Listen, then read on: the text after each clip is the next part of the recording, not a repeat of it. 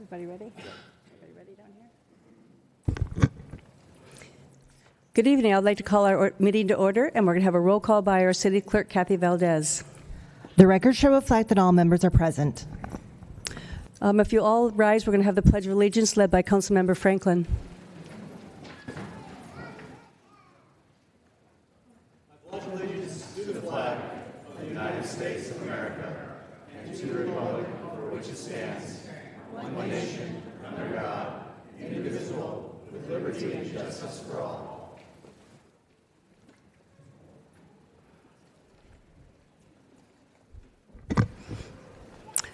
So I'd like to start out with a moment of silence. 17 years ago, our lives were changed forever as a result of the terrorist attacks against the United States.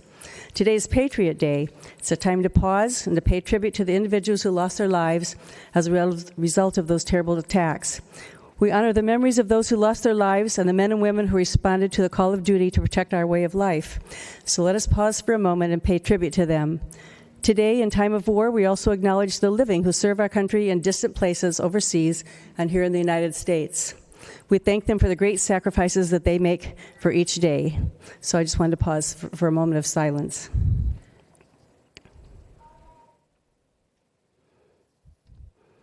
In addition to that, I'd just like to thank you, Sergeant Major Jay Parker and Ann Parker, for the flags that they put on Main Street downtown to celebrate today. If you drive down Main Street, you'll see all the flags that are out there, and that's something that has been dear to their hearts and that they've wanted to do for many years. So, in accordance with the Brown Act, I'd like to announce that as a result of convening simultaneous meetings, the members of the Boynton Sanitation District will receive compensation of $147.75 for the district meeting pursuant to Boynton Sanitation District Ordinance 2006-1. So with that, I'd like to remind everyone that the Vista Municipal Code requires members of the public to observe order and decorum during the meeting and to conduct themselves in a courteous manner. The ordinance was adopted to allow for public input and to facilitate city business without disruption of the meeting. Applause is appropriate for items listed under the presentation portion of the agenda only. Attendees should remain seated during the meeting, and persons needing to stand are requested to step outside the City Council chambers where video and audio of the meeting are playing. This is also listed on the agenda cover sheet. So with that, we'll go to the approval of our agenda by City Manager Patrick Johnson. Thank you, Mayor. There are no changes this evening. Okay, our City Attorney, Daryl Piper, will take us out of our closed session. Thank you, Mayor. The Council did meet this evening in closed session for item CS1 on this evening's agenda. No action was taken that is required to be disclosed at this time. Okay, this evening we have two presentations. And first, I'd like to invite my fellow council members to join me at the podium to present Fire Chief Jeff Hahn, Sheriff's Captain Greg Rylersdam, and Emergency Management Coordinator Jamie Smith with a proclamation declaring September to be National Preparedness Month in the City of Vista.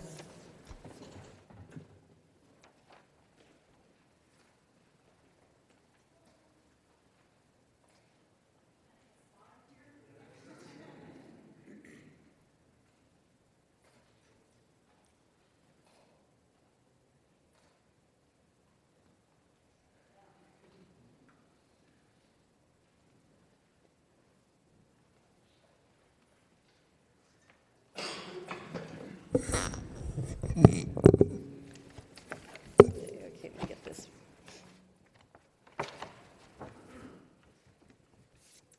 So here's a proclamation, and I'm going to, I'll read it here.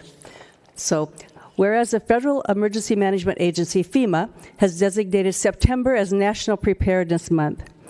California residents commonly experience the effects of various disasters ranging from severe winter storms to major earthquakes and devastating wildland fires, resulting in damages costing hundreds of millions of dollars. Whereas the May 2014 San Diego County wildfires were the largest wildfires in the region since the devastating fires of 2007, highlighting the importance of disaster preparedness both at the individual and the institutional levels. The aftermath of the 2003, 2007, and 2014 and 2017 fires in San Diego County demonstrated the necessity for careful and thorough emergency planning and preparedness among individuals, communities, and agencies locally. Whereas the loss of life and property damage can be greatly reduced if the appropriate emergency preparedness measures are taken before, during, and after a major emergency. Residents of Vista are encouraged to register online with Alert San Diego in order to receive notifications or emergency information related to evacuations and local disasters, and to assemble a basic disaster supplies kit to help survive in the event of a disaster. The mayor and member of the Vista City Council urge residents to be aware that after an emergency, you may need to survive on your own for several days. Being prepared means having your own food, water, and other supplies to last for at least 72 hours. Residents are encouraged to visit ready.gov online to access a list of supplies needed to create a basic disaster kit. So now, therefore, the mayor and members of the Vista City Council do hereby proclaim the month of September 2018 as National Preparedness Month. Be it further proclaimed that the mayor and members of the Vista City Council urge all persons to learn how to protect themselves before, during, and after major emergencies to mitigate injuries, loss of life, and property damage. So with that, I'm going to turn that over to Chief Hahn.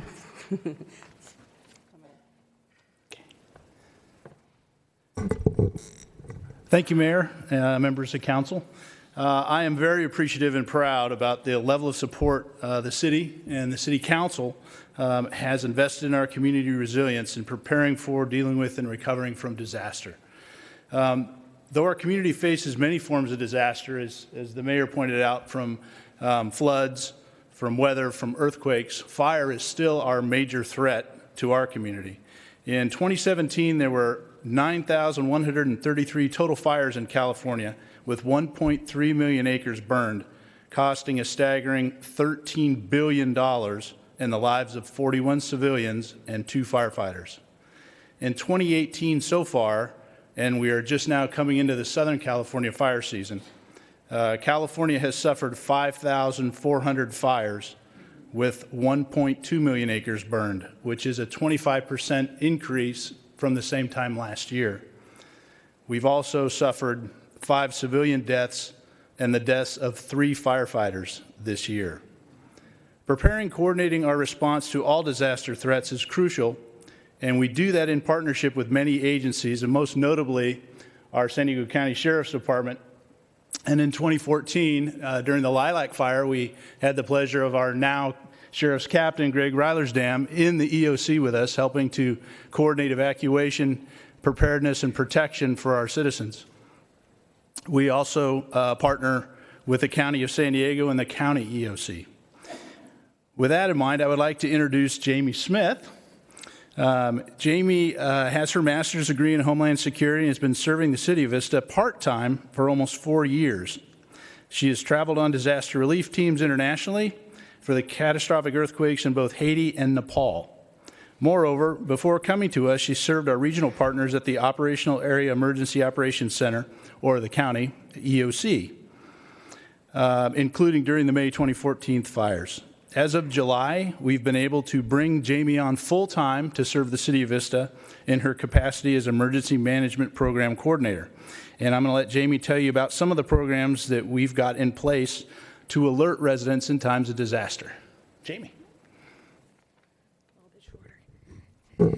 Thanks, Chief. Given the numbers that Chief Hahn just mentioned, and in the spirit of this proclamation, I'd like to let you know a couple of current preparedness details affecting us here in Vista and regionally. As of today, our city has over 62,136 people and businesses registered for Alert San Diego. As you're probably aware, Alert San Diego is our widely acclaimed notification system that we use to get emergency information out to our public. An example of this would be coordinating with the Sheriff's Department to get evacuation information that's meaningful and giving current directions and information out in all disasters. We are fully trained and regularly test this system internally. Unlike Alert San Diego, which is an opt-in platform, WIA, or the Federal Wireless Emergency Alert System, is a coordinated public safety system that allows customers who own certain wireless cell phones and other enabled mobile devices. They will receive geographically targeted text-like messages alerting them of immediate threats to their safety in specific areas. Our city is actively involved in the regional training use of this system, and we are prepared to use it alongside Alert San Diego. We also sit on the planning board for our annual preparedness drills, which Vista has successfully completed each year and will continue to do so for the upcoming full-scale regional disaster drill in 2019. Continuing, Vista is the North County leader in emergency management. We are being represented in preparedness groups and projects such as the catastrophic long-term housing planning involving many Vista departments, including City of Vista engineers, as well as the overall regional recovery plan. Despite the natural conditions facing us, Vista is gladly and proactively fulfilling our commitment to public safety. We are committed to prepare, respond, and recover from all hazards through interagency, interjurisdictional, and interdepartmental coordination and collaboration. Thank you.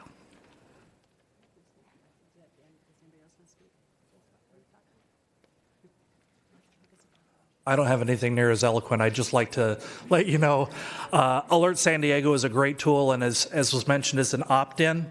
I have opted in all of my family members on cell phones. The cell phone notification there is wonderful. If you're not at your house when we initiate an Alert San Diego notification and you're not registered on your mobile device, you won't know. You won't know. You might be at work. You won't know that we're doing an evacuation in your area. It's really important that you opt into that system if you want those details. When I'm working and there's a fire out where I'm at, I am looking at my phone waiting for an alert. The other part of Alert San Diego that's wonderful, there are a lot of tools, online tools, to help you prepare and build those emergency kits for when you do have to evacuate. So Alert San Diego, make sure you check it out. Thank you. Thank you. All set?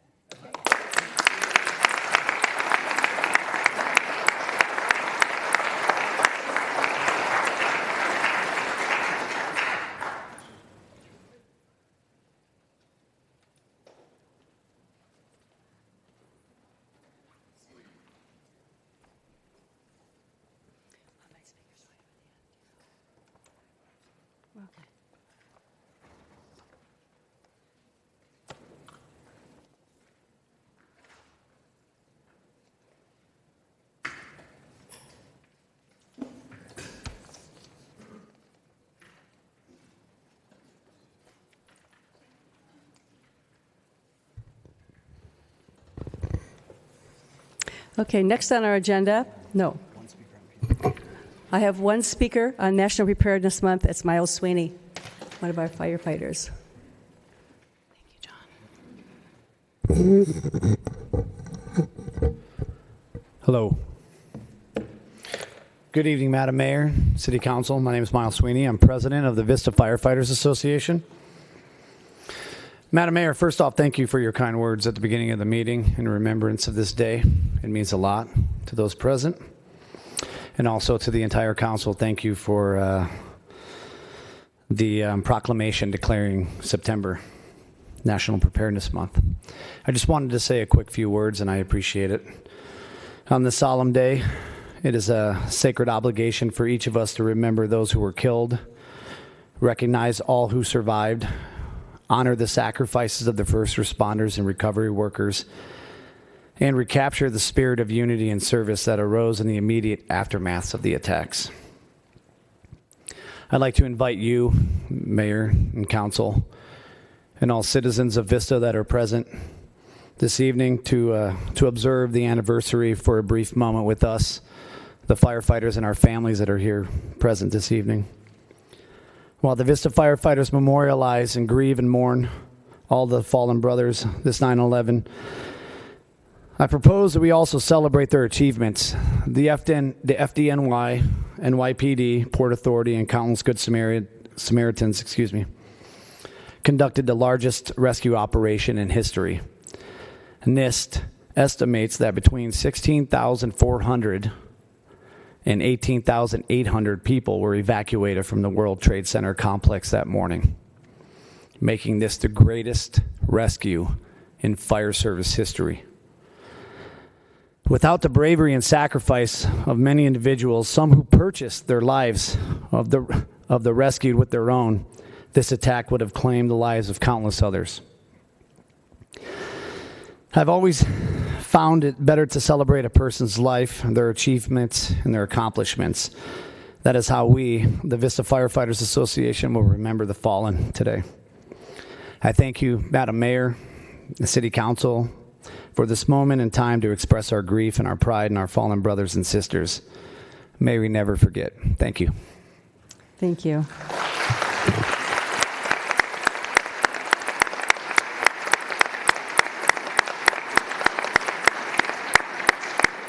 Councilmember Franklin, did you want to say something?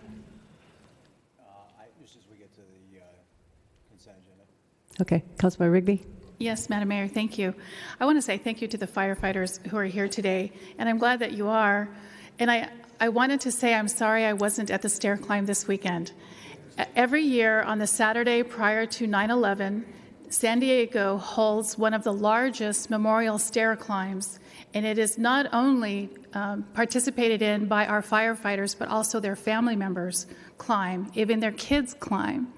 And firefighter agencies from across the United States and around the globe. And I think I wasn't there this year, but last year there were 7 or 8 different international agencies that come to this event. And our firefighters rock that event every year. And I've been invited, and I go with them the last few years. But this year, because of my injury, I was not able to make it down there. But I wanted to say I know you were there. You had another large contingent. You did a great job. You represented the fire department, and you represented the community of Vista very well. And I want to say thank you for doing that. And next year, put it on your calendar, and if you would like to go and join in the climb or to be a cheerleader, which is my role in this endeavor, please keep watching their Facebook posts or mine, and we'll make a big Vista Day out of it too.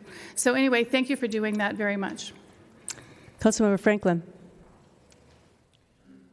I would join my colleague in thanking the members and the families of the Vista Firefighters Association and Vista Fire Service for being with us tonight to honor September 11th. We appreciate you being here. And thank you for all that you do for us and sacrifices you make for our community. Moving on to our consent agenda, if that's in order. We have Councilmember Green wanted to also speak, and then we'll move on to that.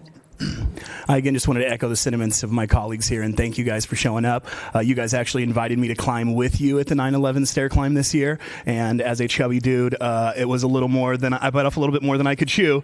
But I'll tell you what, I did make it up, and if it wasn't for one of our firefighters by the name of Bobby, who I met for the first time at about floor 24, I was winded. I asked if he had oxygen in his tank. I wouldn't have made it through. But I'll tell you what, the brotherhood that these firefighters have, and Bobby kept telling me, Councilmember Green, 2 in, 2 out, brother, 2 in, 2 out. And for me, that was huge. So you guys being here tonight, honoring 9/11, and just being our Vista firefighters, I can't tell how proud I am to be a citizen of Vista and to see you guys here tonight. Thank you so much.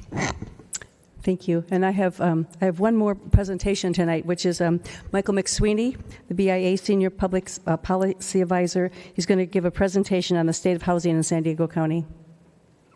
If I would have known I was following these guys, I would have asked to be on a different agenda. You have big shoes to follow there.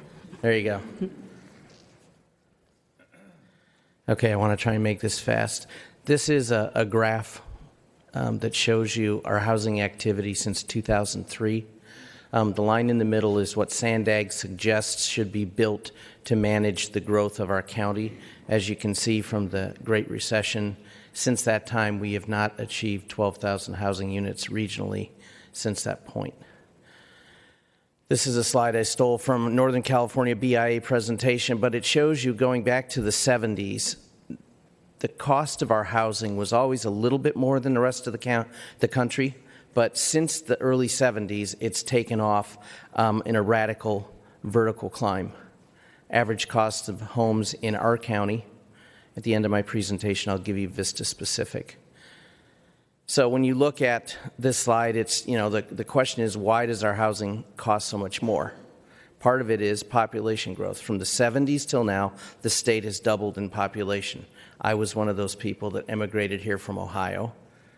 And the question I ask you is, why did I come here? Did I just say, my friend Miles is from Cleveland too? Did we just wake up one day and say, oh my God, it's cold here, we have to leave? No, I came here because I could get the job I wanted. So I want you to look at this slide. This shows housing permit activity since 1971.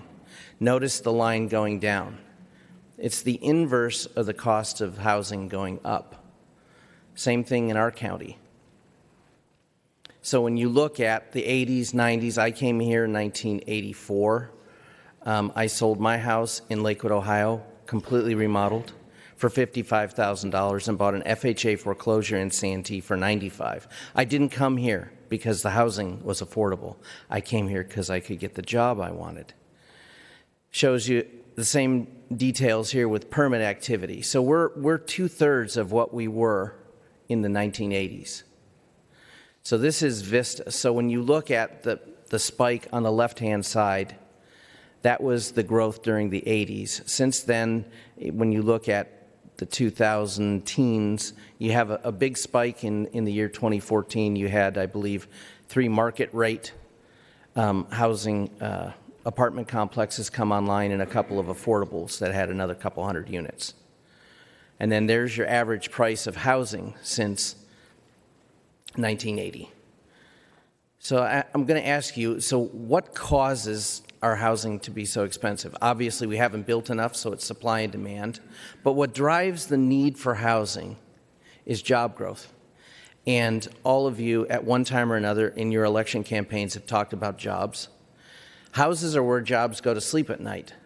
So if houses aren't built where people work and they can afford them, they end up driving to where they can't afford housing. That's why over 60,000 people that work in San Diego live in Riverside. So I want you to leave you with this picture and just, you've got probably the best development director in the county. I've said that before. I don't mean to embarrass him. But you have good quality staff. You have clear guidelines here. So when members come and they bring a project, they meet all your criteria. I ask you to approve those projects because those homes are where jobs go to sleep at night. I'll answer any questions if you've got them. Otherwise, I'll go off to my next meeting. Councilor Franklin, did you have a question, or is that for later? I'll just thank I do. Mr. McSweeney for his presentation. Thank you. Mr. McSweeney, I have a question about the SANDAG numbers you had there. Are those the latest SANDAG requirements, or are those the new SANDAG requirements? I was wondering if... That would be the old ones. Are you prepared to discuss that at all? How that affects? In the interest of time, I know you've got... Okay, so now I'm stuck on this slide. So, no, but this is what SANDAG recommends should be built to equalize the market births over deaths. Okay. So they also look at job creation, but it's all part of one formula. The purpose of this slide was just to illustrate after we came out of that recession, the market never truly recovered. But we're also being asked to build more, right? As far as SANDAG's, or the state is asking our county to build more homes? Absolutely. You know, your city is kind of unique. You've done a really good job. I think you're the only city that's even come close to meeting RENA numbers. So Vista's a nice middle-class working community. My point being here tonight is just not to illustrate or to ask you, build more, build more, build more. It's just, why are we where we are? And it's because a number of things, but quite frankly, since the 70s, the population doubled and our housing production cut in half. It doesn't take a rocket scientist to figure out why. It's the same amount of materials to build a house here as it is in Cleveland. It's just nicer to live here. Thank you. Thank you. Thank you. Thanks for your presentation. We appreciate it. Thank you. Okay.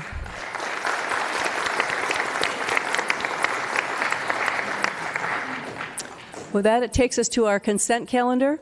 The recommendations on the following consent calendar will be enacted in one motion unless an item is removed from the calendar. Any member of the public can remove an item by submitting a request to speak card to the clerk secretary. Items removed from the consent calendar will be considered immediately following the adoption of the calendar. And we have 9 consent items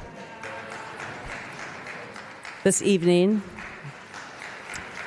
Councilmember Franklin. Thank you, Madam Mayor.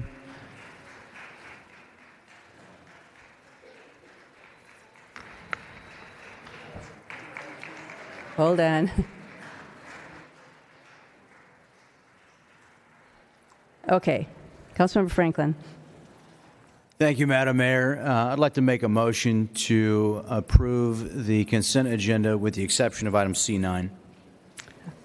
I'll second it. Okay. I have a motion and a second. Councilmember Green, did you want to? Okay. Then please cast your votes.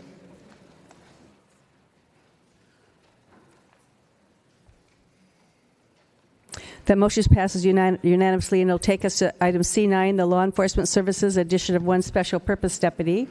Do you want to report? No, Madam Mayor, I don't need a report. Okay, we have several speakers. Okay. You want to hear the speakers first? Sure. Okay.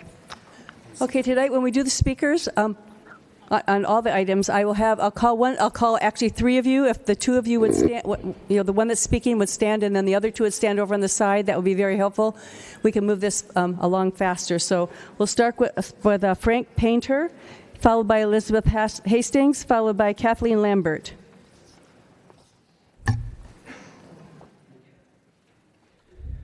Thank you, Mayor, Councilman, city staff. I asked to have this item removed from the consent calendar because last month, city staff appeared with a request for two park, call them rangers, park enforcement officers, something like that. They gave a pretty good presentation, and then they were cut off in the middle of it, and a shift occurred in terms of priorities, discussion, and politics that pushed us toward no further consideration of the park staff, but taking that money and adding a deputy sheriff. Now, I'm all for adding deputy sheriffs. I'd like to add a few more, not just one. But I'd like to do it in a context that allows city staff in other agencies, other offices, to also have their needs met. And I thought that there was something that was just a little bit shifty in the way that it happened last month, and I was hoping that you could adopt a more orderly process in terms of, for one thing, bringing back the park staff and allowing them to complete their presentation, and then for another thing to evaluate the options in the context of each other. This idea of just pushing them aside and saying we need an extra deputy, so I'm not afraid to go down to the creek. That just doesn't make sense to me. Thank you. Elizabeth Hastings, followed by Kathleen Lambert, followed by Mary Jo Poole. Thank you. Good evening, Council, City staff, Mayor. A lot of what Frank said I agree with. I feel like the presentation by the city staff was they got shortchanged. They were talking along about their park rangers or park enforcement officers, and then the idea of the deputy came up. One of the things I think is very important here is that if we're going to provide these services to the citizens, the residents of Vista, that the Vista residents should also have some input on what they feel is appropriate use of this money. So I would like to see further information about what this actually does, the impact of one deputy versus two enforcement officers, and I'd like to hear what the rest of the city residents have to say about that. So I'm assuming that would mean more discussion presented later at another meeting. Thank you. Thank you. Kathleen Lambert, followed by Mayor Jo Poole. Hi, Council. Thank you very much for allowing me this time. I also agree with the the previous speakers. I would like to hear more discussion on this. My understanding is that crime is down in Vista. I'd like to see a rationale for spending the money for a deputy as opposed to park rangers. So I would like more discussion and this issue to be brought back at another meeting. Thank you. Mayor Joe Poole?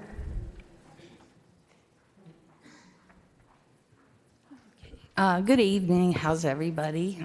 Hope your leg gets better, Councilwoman Rigby. So C9, I have here that I think I would like to see more discussion as well, because if I recall correctly, Councilman Franklin, you said that our budget had no fat, and then you instructed the staff to go back and find $25,000 to, fund this project. So I would like to know where that $25,000 will be coming from. I hope it's not D1. And then also, I just wanted to say in preparation for this meeting tonight, I happened to notice that El Cajon is dealing with the same issue, and they're actually, they're pretty ideologically the same, they're actually going for the 2 code officers that are going to be park rangers. Figure that. So thank you. I hope you reconsider and allow our community to actually speak up and give input. And the rest of the thing in terms of what sheriffs might do in our parks, particularly on the north side of 78, if you know who celebrates and does family practices and, enjoys our parks. Having sheriffs in black and whites there constantly would be a deterrent for the people in our community to appreciate and really, enjoy the parks. So, and I will address that further on SB 54. So thank you. Okay, that's all of our speakers. So, Councilmember Franco, did you want to Yes, ma'am. say something? Thank you, Mayor. I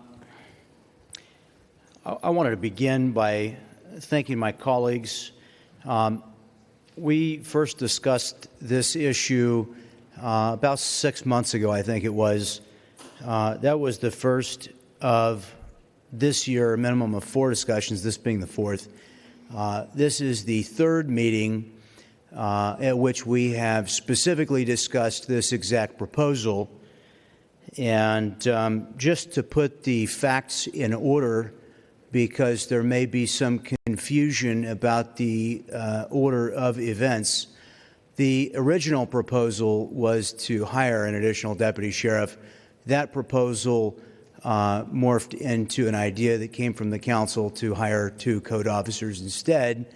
And then we have returned, seemingly by consensus, to the original idea.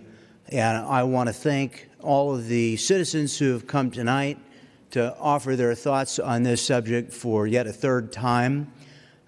Certainly, 3 separate conversations is more conversation than we would devote to most issues, but this issue obviously was important. It does not matter how low the crime rate is in the city of Vista. When you are the victim of crime, the crime rate is 100%. Our job, first and foremost, in the city of Vista is to provide for the safety of the people of Vista. We spend more of our budget in the city providing for public safety than we do for any other item. It is clearly the central mission of this city to keep the citizens safe. And for that reason, I am extremely appreciative of my colleagues in recognizing that following on the presentation from the Building Industry Association demonstrating the growth in our population, which now closes on 103,000 people. In a number of years, as our population has grown at an almost identical rate with the state of California, about 1% per year, the one thing we have not done is we have not grown the number of sheriff's deputies over the last decade to match with the increase in population. Tonight's Measure C9 to add a single deputy, along with our council goal that still stands in policy to add yet another, and I hope that this will be the first and next year the second of, as the one gentleman said, and I thank him for his comments, many more to come.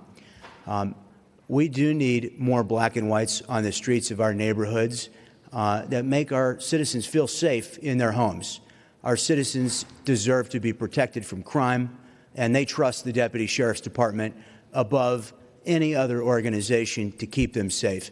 So for that reason, I would just thank my colleagues, and I would thank the men and women of the Sheriff's Department for all that they do to keep us safe, and just end with my excitement at the adoption of this measure. Thank you. Councilmember Green.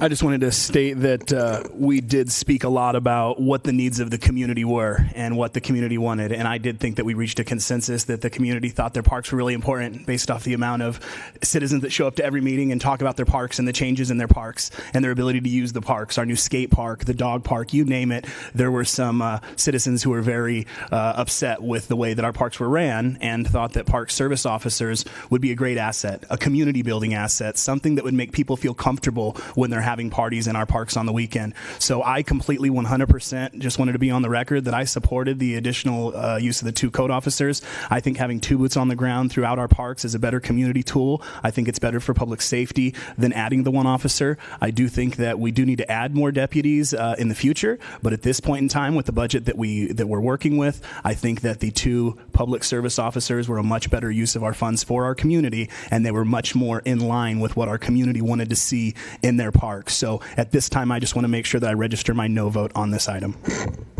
Councilmember Rigby. Thank you, Madam Mayor. When this first came up about the monies that were available for something, and we talked about sheriff's deputies, I was the one who talked about park rangers, because I know that that's been an issue in our community for a long time, is some of the issues going on in the parks.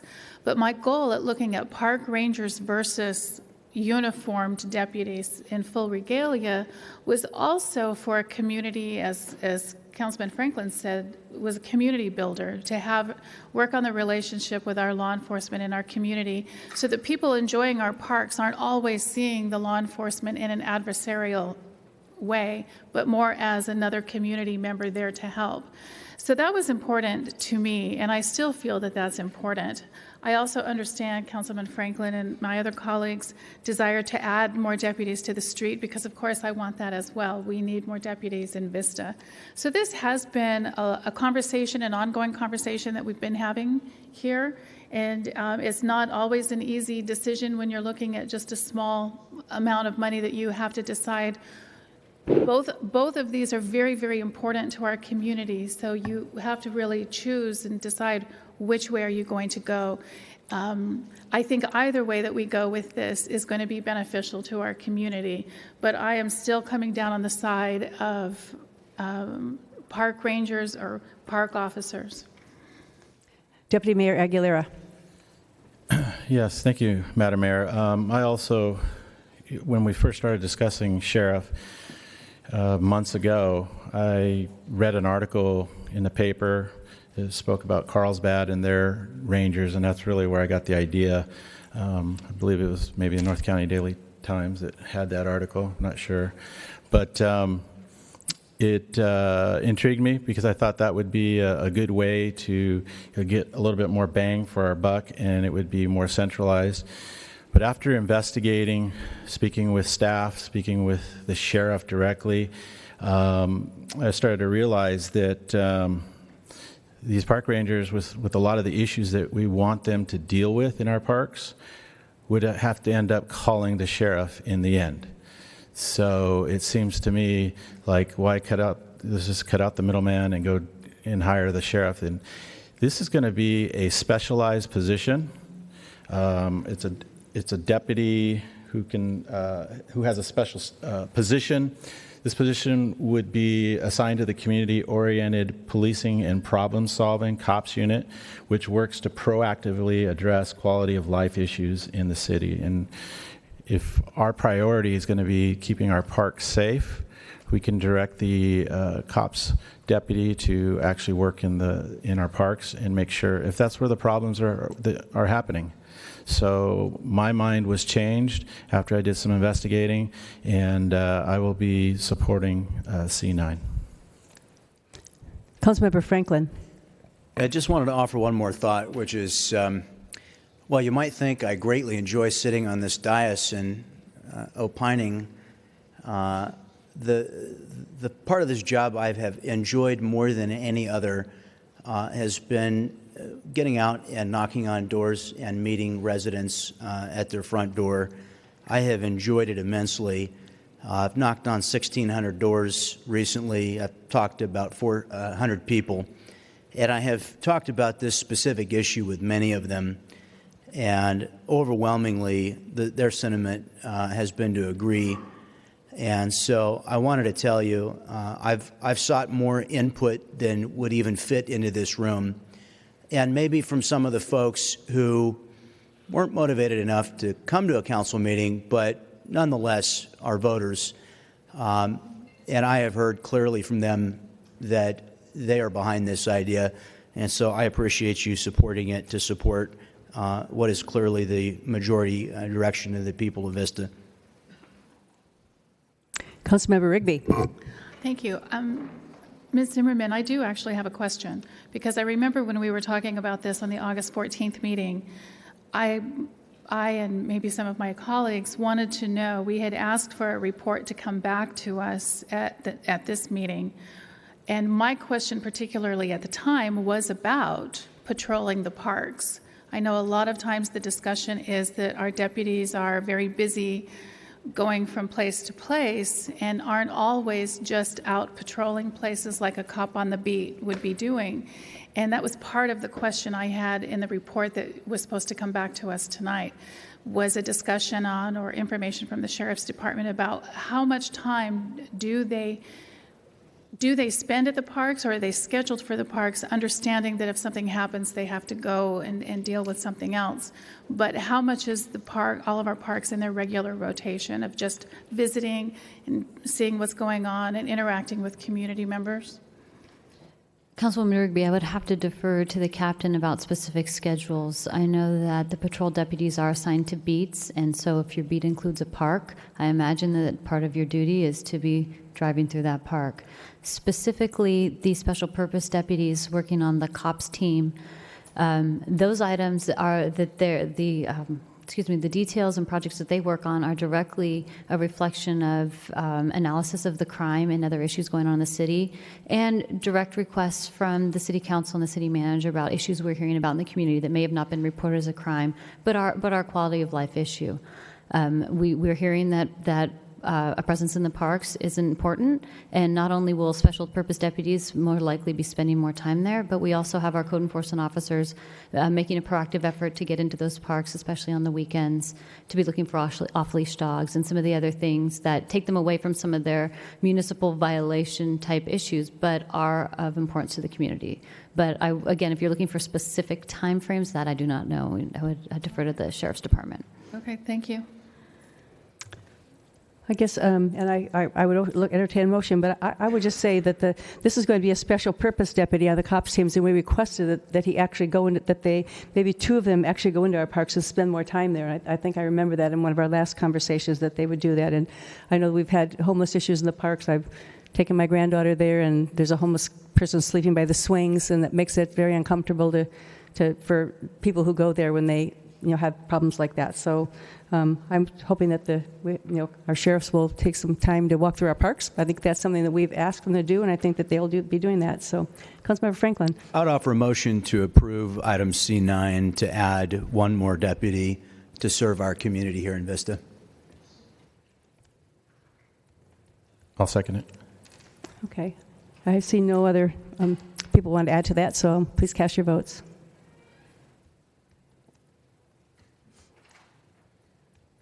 That motion passes 3-2. The next thing on our agenda is a public hearing. We have one public hearing this evening. This public hearing is to receive testimony regarding planning case P17-0361 MLC Vista Sycamore Condominiums. So our public hearing is now open. Community Development and Engineering Director John Conley is going to introduce the item. Thank you, Mayor and Council. Our Associate Planner, Chris Winters, who handled this application, will be making the presentation.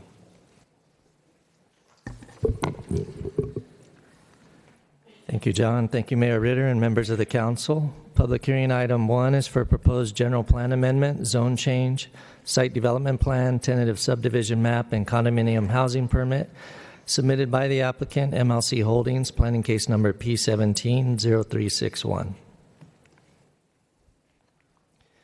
The project site is located on the west side of Sycamore Avenue, south of Watson Way. The proposed project development area is 7.8 acres within the area highlighted in yellow in the exhibit. The project site is located near existing developed areas that include Rancho Buena Vista Little League Park, several medium-density and high-density residential developments, a retirement care facility, a Montessori school, and the Sycamore Business Park and 2 apartment communities are located to the east across Sycamore Avenue. The existing general plan and zoning designations for the project site are shown on the map images on the left. Portions of the site are currently designated low-density residential and neighborhood commercial under the general plan. The corresponding zoning for those areas are E1 Estates Zone and C1 Commercial. To accommodate the proposed development, the applicant is requesting a general plan amendment to medium-density residential and a zone change to RM10 for 7.8 acres of the overall site. Approval of the project would allow for the development of 56 two-story single-family detached condominiums at a density of 7.2 dwelling units per acre. Of the 56 condominiums, 21 would be 3-bedroom units, 35 would be 4-bedroom units, with sizes ranging from approximately 1,800 to 2,400 square feet. All units would include an attached 2-car garage. This slide shows a site plan currently under consideration. In February 2017, an earlier version of the project was presented to the City Council as a discussion item. At that time, the project consisted of 61 condominiums arranged on private streets with more of a grid pattern than currently proposed. Since that time, the plan has been reduced to 56 units, which allows for additional recreation area in the eastern portion of the project site that includes play equipment, a shade sail, and an open activity lawn. That was in response to comments previously received from the city. The current design also provides for the paved emergency access area to function as a hard surface play area for games such as hopscotch and foursquare. The project is required to provide 224 parking spaces, which is 4 parking spaces for each dwelling. The project design also includes 23 additional guest parking spaces within the private streets for a total of 247 on-site parking spaces. Regarding open space, over 30% of the project site would be landscaped area, which includes just under 20,000 square feet of common usable open space, approximately 35,000 square feet of private yard areas, and planted biofiltration basins. The condominiums are designed with Spanish and Monterey architectural styles enhanced with metal railings, pot shelves, window shutters, and gable features. Side elevations visible from street frontages will be provided with an additional vertical siding, shutter, and architectural pop-out features in order to further enhance those elevations. This slide shows the largest floor plan of a 4-bedroom unit with the bottom floor to the left showing the 2-car garage, kitchen, and living area plus 1 bedroom and a bathroom. The second floor, shown on the right, consists of 3 bedrooms, 2 bathrooms, walk-in closets, and open loft area. In response to comments received from the Planning Commission during early design review, several improvements were made to the plan, which included the provision of additional open space, architectural improvements, and site design modifications to provide better pedestrian connections, including enhanced street crossings. Also, the project's conditions of approval will require that the garages be kept available for the parking of vehicles unencumbered by storage or other uses. The project was reviewed under CEQA, and a mitigated negative declaration was circulated for public review from July 5 through July 24 of this year. The project is subject to the mitigation measures specified in the MND and included in the project conditions. The Planning Commission reviewed the project August 21st, and by a 6-0 vote recommended that the City Council approve the project with the added condition that during the project's construction period, access to the sidewalk on Sycamore Avenue is kept open for pedestrian use. Staff's recommendation is for the Council to adopt resolutions approving the project's mitigated negative declaration, approving the general plan amendment from low-density residential and neighborhood commercial to medium-density residential, to introduce and adopt an ordinance approving a zone change from E1 Estate Zone and C1 Commercial Zone to RM10 Multi-Residential Zone, to adopt a resolution approving the project site development plan, tentative subdivision map, and condominium housing permit to develop 56 condominium units on the 7.82-acre site, And lastly, to adopt a resolution approving vacation of a portion of Oleander Avenue.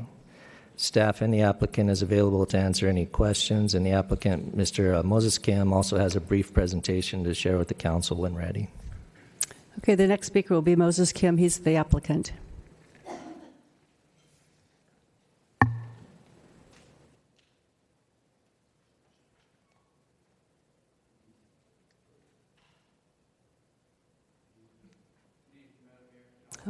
Guys, microphone isn't on. Hold on. There we go. Good evening, Madam Mayor and council members. My name is Moses Kim. I'm with MLC Holdings. My colleague Lester Tucker wasn't able to be here tonight, so I'll be representing the project for the housing development on Sycamore and Watson. First of all, I want to thank Chris and John and the rest of engineering and the planning department who has improved and worked with us to improve the original concept. I want to thank the city for holding the early design review. I think that was about 1.5 years ago. Because of that meeting, receiving important feedback, I think this project has vastly improved to what is seen today. Just a few background notes about MLC Holdings and Meritage Homes. Meritage is a national public home builder with hundreds of new communities across California and the United States. We have closed the last home in our nearby project, Quintessa, which is about 3.5 miles right from here. And we recently received approval and are processing plans for the 44 single-unit homes on 1525 Buena Vista. As presented by staff, here's a snapshot of the project's layout. As you can see, we've worked hard to create an interesting site plan here with a beautiful landscaped entry, cul-de-sacs, pedestrian connectivity, and lots of great amenities. Project, as staff has mentioned, meets all open space amenity and parking space requirements. And there's an addition to that, we are making traffic improvements along the Watson Way intersection. Here are some images that I'd like to help illustrate the quality of the community that we are proposing. Here's one of the many cul-de-sac. Here's one facing Sycamore Avenue. Definitely add to the private neighborhood feel of the community. This next slide here is the pool area with a clubhouse, barbecue, and lounge seating. This is where the kids will have their birthday parties, and the HOA board meetings will be held in that clubhouse, and so definitely a good use for the community. Here we have the playground area with a tot lot and turf. We anticipate the buyers of this community as young families, and so we know that this playground area would definitely be used for young families to enjoy. Here are perspectives from the public street on Sycamore Avenue and Watson Way facing the project. As you can see, there will be new landscaping, trees, decorative block walls, kind of hard to see that, but pilasters, and definitely improvement to what is seen today. And in summary,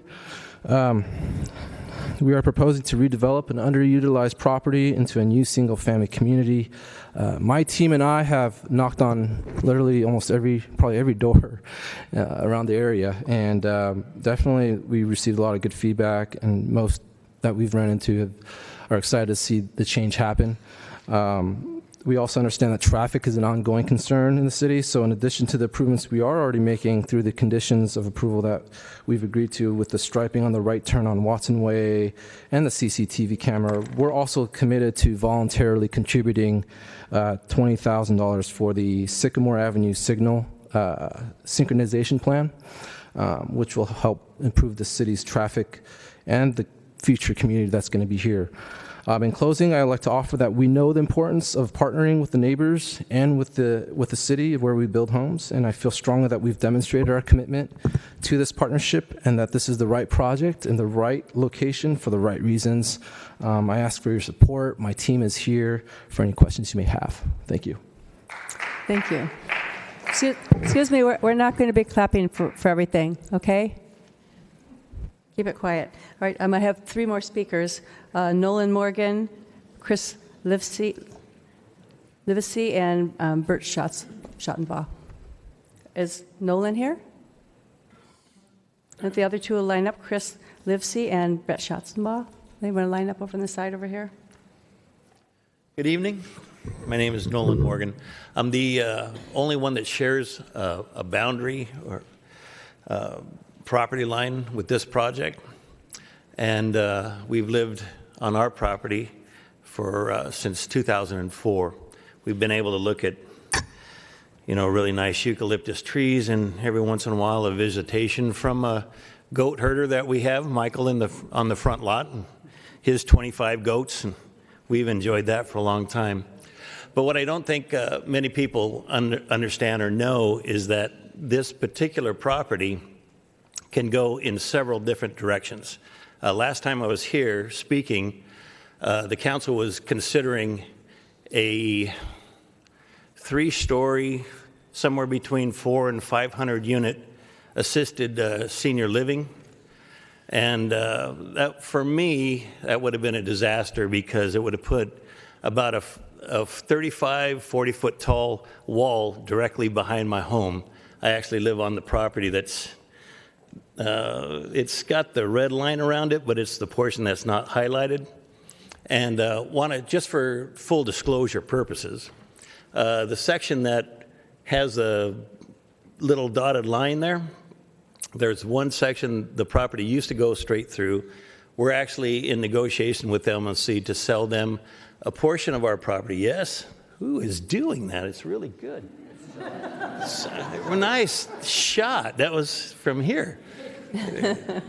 And that will provide them their water retention areas and the exit to the property onto Watson Way. So the reason that I was wanting to cooperate with this particular project was because of what could actually go there. The hope that there's going to be families living there that actually own their property is far, far better for me where I live, and just knowing that there's going to be kids and not as many sirens, hopefully, in the area. And MLC has been pretty good. We've spent some time together. And when the original project was drawn, it was quite cluttered. But they have provided for us, in cooperation, a cul-de-sac that comes right behind our house, and we're not looking directly at homes. And I thought that was really sweet. Thank you very much. Appreciate it. Okay, sir. Yes. So I would like to see this project go through, because so many other projects could go on this property that I would really not like to see. Lots of commercial stuff could be done here, and I'd just like to see families living there and with no back alleyways. Thank you. Chris Livesey, is he here? Okay, and then followed by Brett Schassenbach.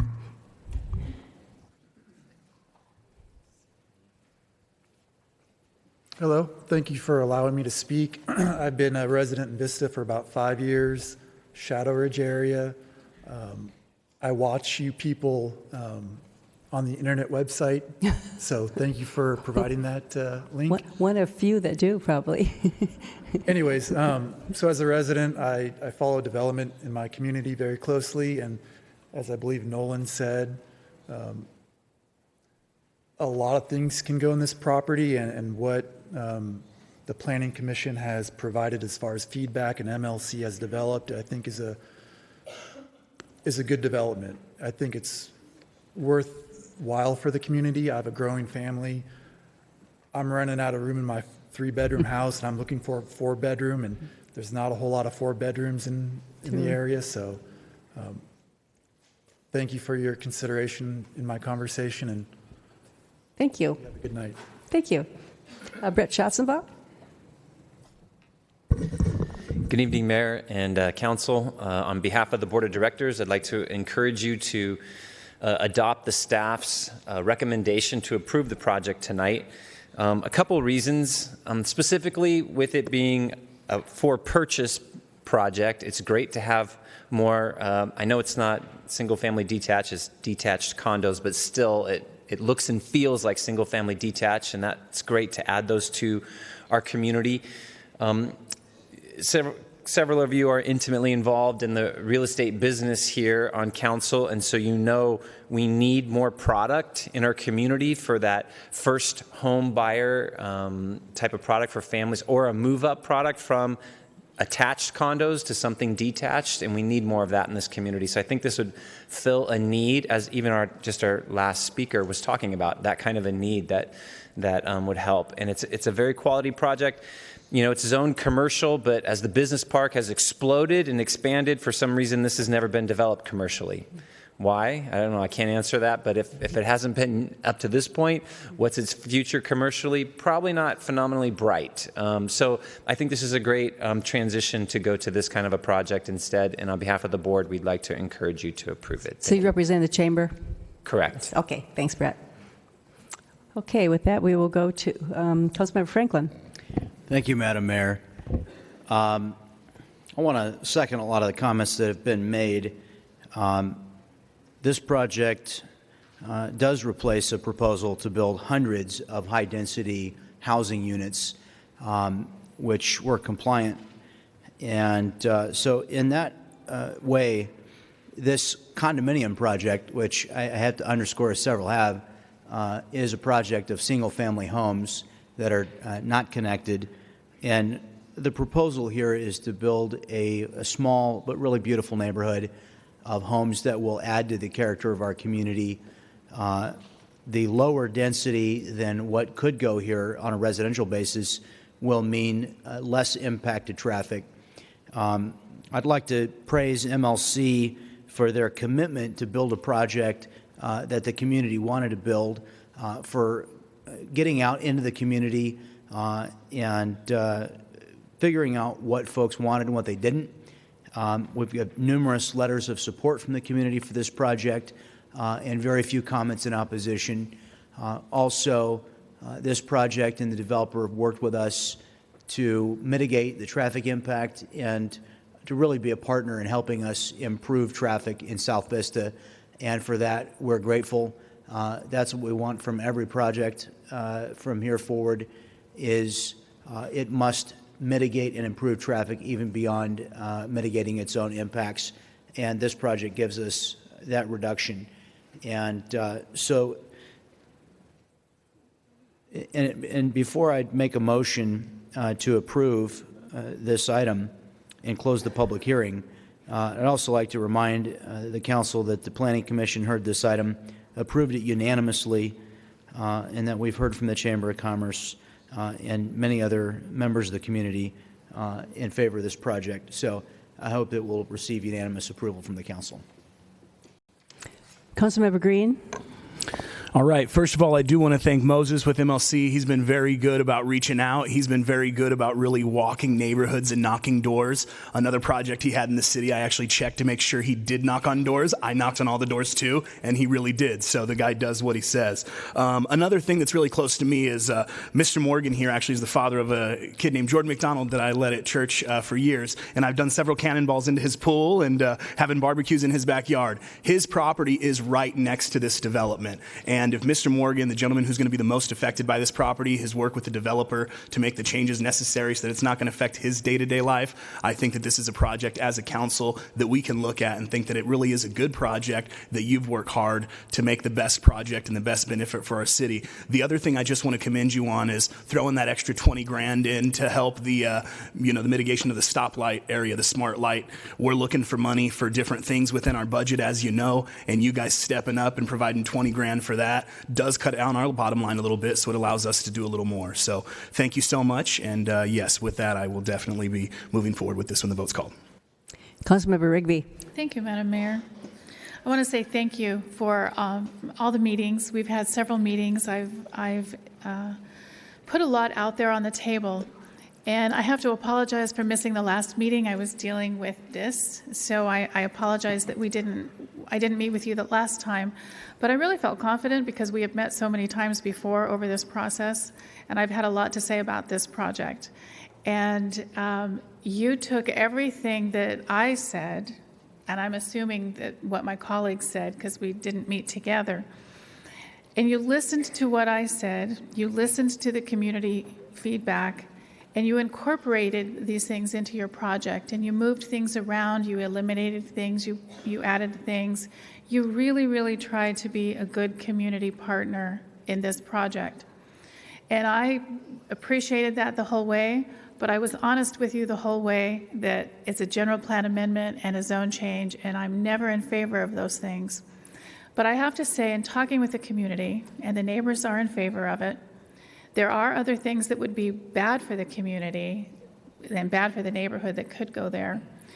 And I have been talking for the last few years, when we talk about building new housing in Vista and RENA numbers, you've heard us talk about that.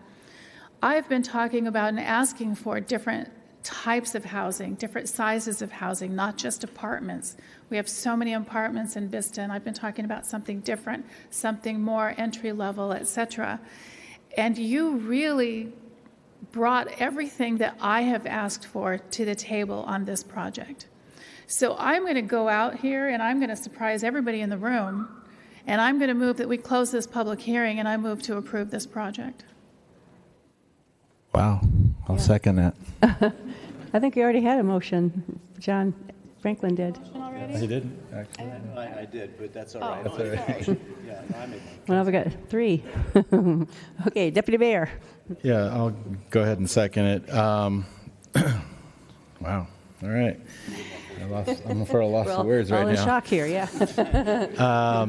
No, but I think that just shows how MLC has worked with the council, and to have, a couple of council members that may have been opposed, or one in particular, and you've worked with us to satisfy not only the council but the neighbors and the community.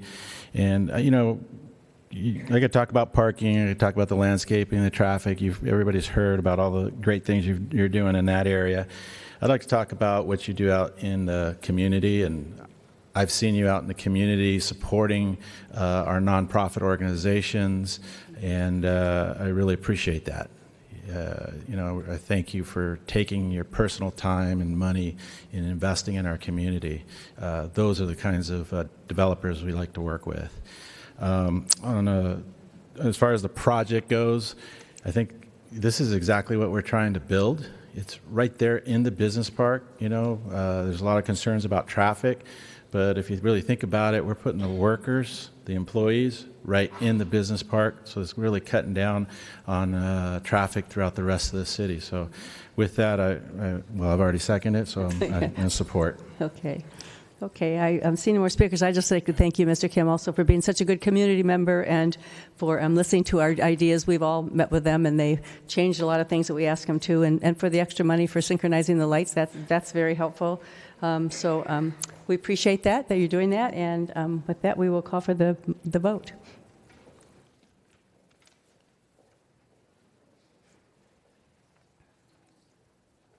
That motion passes unanimously.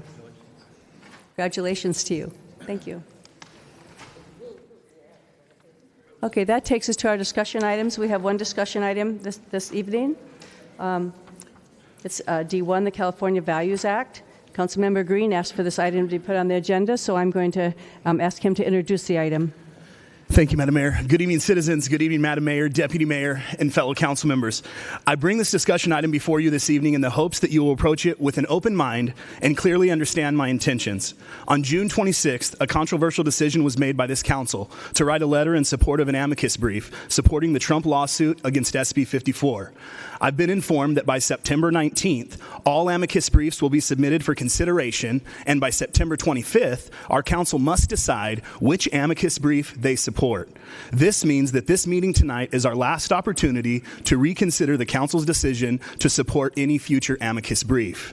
When the vote was taken on June 26th, I feel that the vote was passed under the premise that SB 54 was unconstitutional and it jeopardized the safety of our community.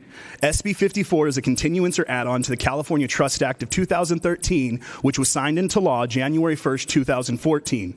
Since our meeting on June 26, 2018, a federal judge, John J. Mendez, a George W. Bush appointee, heard the case against SB 54 and determined that SB 54 was not unconstitutional and upheld the state law. In his court order, Mendez said the decision was based solely on legal grounds and shouldn't be interpreted through a political lens. He quoted, "This court joins the ever-growing chorus of federal judges in urging our elected officials to set aside the partisan and polarizing politics dominating supporting the current immigration debate and work in a cooperative and bipartisan fashion towards drafting and passing legislation that addresses this critical political issue. He said, "Our nation deserves it. Our Constitution demands it." As elected officials, I feel it's our job to bring our community together and avoid dividing it whenever possible. This SB 54 or sanctuary state debate does nothing for our citizens other than divide us. In my opinion, the intention to write a letter of support for the amicus brief never should have been brought forward at a council level. It is not a violation of the Constitution, it does not jeopardize our community safety, and it is not in line with our city council goals. The cost of writing this letter is not a financial cost, but it's an emotional cost paid by the 53% of our Vista population that is Latino, the 41% that speak a language other than English at home, and the 23,000 immigrants that call our city home. Tonight, my hope is that you will hear the pleas of our community, the facts surrounding SB 54, the facts regarding public safety in our city, and agree to withdraw our city's letter of support and let the state and federal officials handle the SB 54 debate as they should. I'm not asking this council to support SB 54 or sanctuary cities laws. I'm just asking this council to not take sides in this fight and concentrate on issues we can actually change. My belief is that as a council, we need to set aside all partisanship this evening and look at the community we serve as a whole.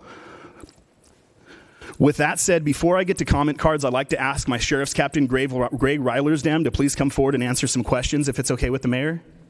Okay, before the speakers? Yes. One other thing I wanted to add in doing research is there's 482 cities in the state of California. Only 2 county boards of supervisors and 14 cities have filed amicus briefs supporting this law as of May of 2018. That's only 2.9% of cities, which means 97.1% of California cities have chosen to stay out of this fight. I recommend that we become one of those 97.1 cities that let the state and Fed handle it on their own. With that said, Mr. Reilersdam, could you please come forward?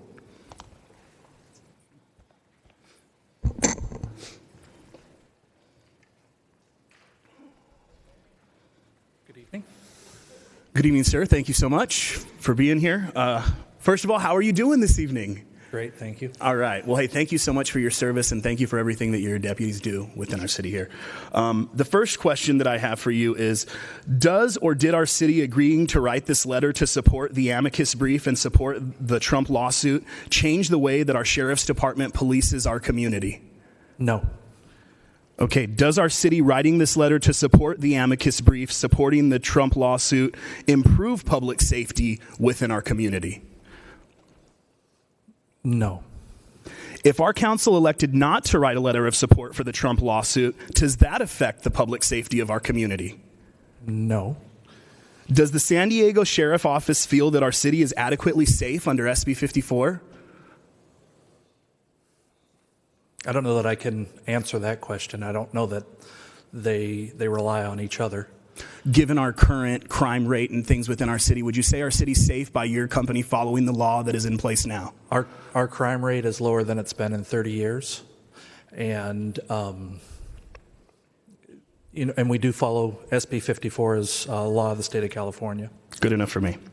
If there is an immigrant in custody for a crime that is one of the 800 plus qualifying crimes under SB 54, is our sheriff's department authorized to cooperate with ICE in that criminal's deportation? Yes, under certain circumstances. Okay. And how much has SB 54 changed the way our sheriff's department polices our community? From my point of view, yes. Not at all. Okay. And does the city of Vista have the ability to dictate federal immigration policy and change the way our sheriff's department polices our community? No, it does not. Thank you. That's all my questions. I open it up for public comment. Okay, have public comment. Thank you, Captain.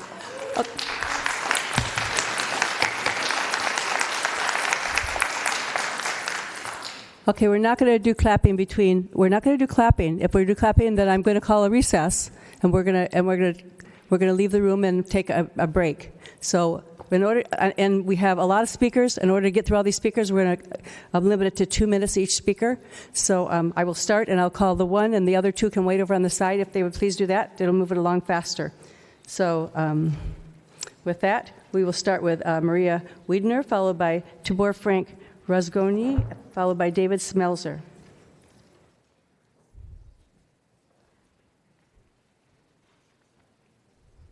Good evening. My name is Maria Widener. I am an immigrant.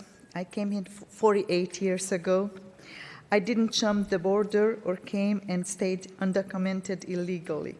I did it the legal way and waited for almost 1 year in the immigration camp in Italy until I got fully checked out and investigated if I belonged to the Communist Party and received a visa for legal entry and paid my own way by paying back to my sponsors the ticket and expenses. I became an American and proud to be an American and salute and respect our flag and not carry another flag. If we let anyone and abolish ICE, anyone with a criminal mind and record will come here. Sanctuary of the criminals, is that good for a city? Is that what we want, a sanctuary city? I know people who are for it, pushing the positive angle, but do not forget the negative. Aren't we all Americans and should live by the law of the land? Shouldn't we investigate those who come to our beautiful country?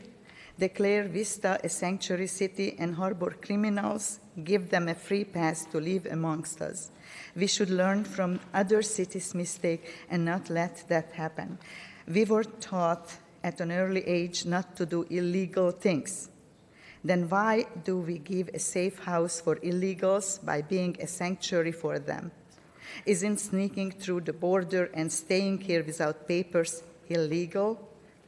So I am opposing the city becoming a sanctuary city. Thank you. Tibor Frank Rosgogny, followed by David Smeltzer, followed by Grace Elm. Thank you, ladies and gentlemen. I am a resident in Vista for about 10 years, and I'm also an immigrant. Been here about 40-some years.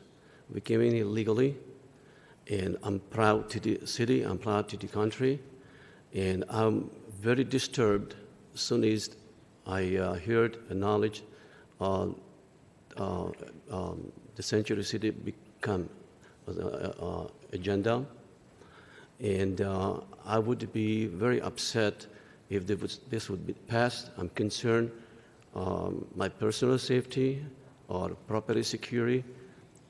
If the city would harbor illegal and criminals, that would be my decision. Would be about leave the city and go somewhere else. Would be safer. Thank you. Thank you, sir. David Smeltzer, followed by Grace, looks like M, followed by Jillian Northway. Good evening. My name is David Smeltzer, and I moved here 1 month after the 9/11 attacks and bought my house the following month. Our community needs to rekindle the unity we felt after September 11th.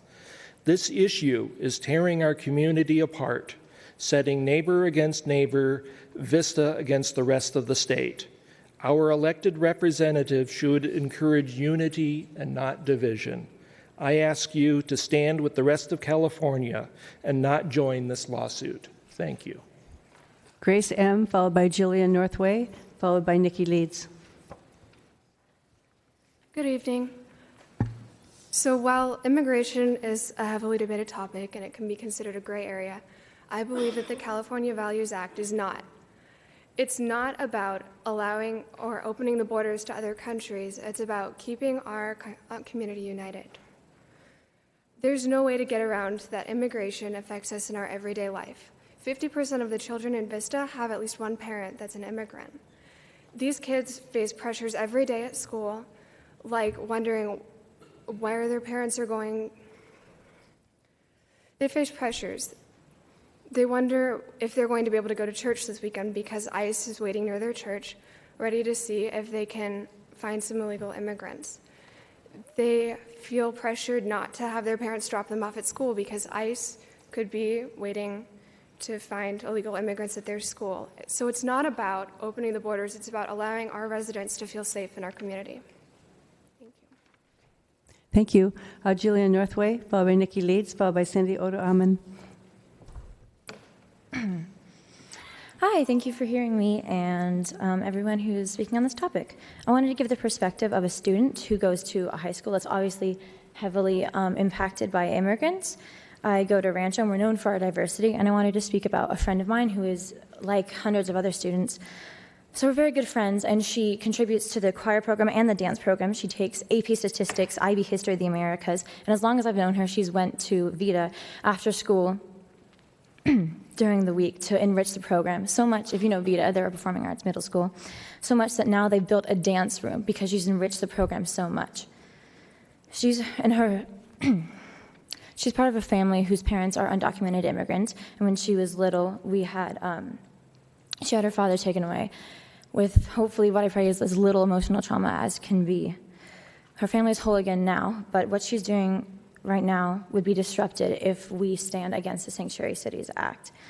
If you do that, then you're going to rip away the stability that so many of the students here at Rancho and all over California have. If you take away a parent, you're going to have an extra job, and then you don't have time for your IB History America homework. You don't have a ride to go after school to all your extracurricular activities. What makes Rancho the only California honor school in Vista Unified is that we are so diverse, and we have so many students who know what it means to be American because their parents have fought for that. So what I'm saying is that you need to stand with the California Values Act because it is constitutional, and it is what makes Vista Unified, and especially Rancho, a California honor school, because we have so many students who are willing to put in all the hours in the extracurricular to get as much as they can out of our country. And if we rip them away, if we rip away their parents by not standing with the act, they won't be able to enrich our community and better the future of Vista anymore. Thank you. Thank you. Nikki Leakes, followed by Cindy Odo-Aman, followed by Emery Lambert.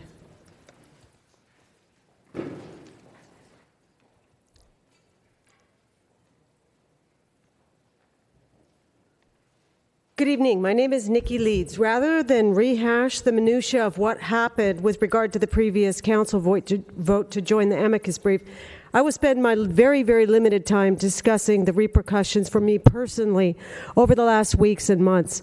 I have spent my entire life balancing fear with facts. Our children and grandchildren are the internet generation, so they only know a world in which they must balance fear with facts on a daily basis and sometimes on a minute-to-minute basis. 3 out of the 4 council members previously voted to join the Trump lawsuit because they gave way to fear over facts. Mr. Franklin and Ms. Rigby misstated the current laws and reframed the intention of the California Values Act in a way that served up an extra helping of fear, not facts. Because they ignored the facts that crime is actually way down in Vista, as reported by the Sheriff's Department, and that the California Values Act actually better protects all of us, and that the fact that immigrants, either documented or not, actually commit fewer crimes than permanent residents and citizens, their previous vote to join the lawsuit served up and fanned the flames of fear, not facts. I prefer to talk about the facts. I refer to the image presented on the big screen. We have to uphold our laws and not allow sanctuary cities. This is not a statement of facts. We are neither a sanctuary city or a sanctuary state. Additionally, using the word sanctuary city serves only to be divisive. I, like all of you, find deep gratification and purpose in my days, being a support to my family and community. The council's previous votes to join the lawsuit was an unfortunate distraction from the vital and immediate work at hand. Yes, traffic abatement matters. Climate action plan matters. Emergency management preparedness matters. Economic fortification matters. And yes, smart growth matters. Yet what matters most is that you understand the role of a nonpartisan elected official. And I'm asking you to listen to your better angels and vote no to join the lawsuit. Thank you. Cindy Odo-Aman, followed by Emery Lambert, followed by Dr. Beth Johnson. By Reverend Dr. Beth Johnson.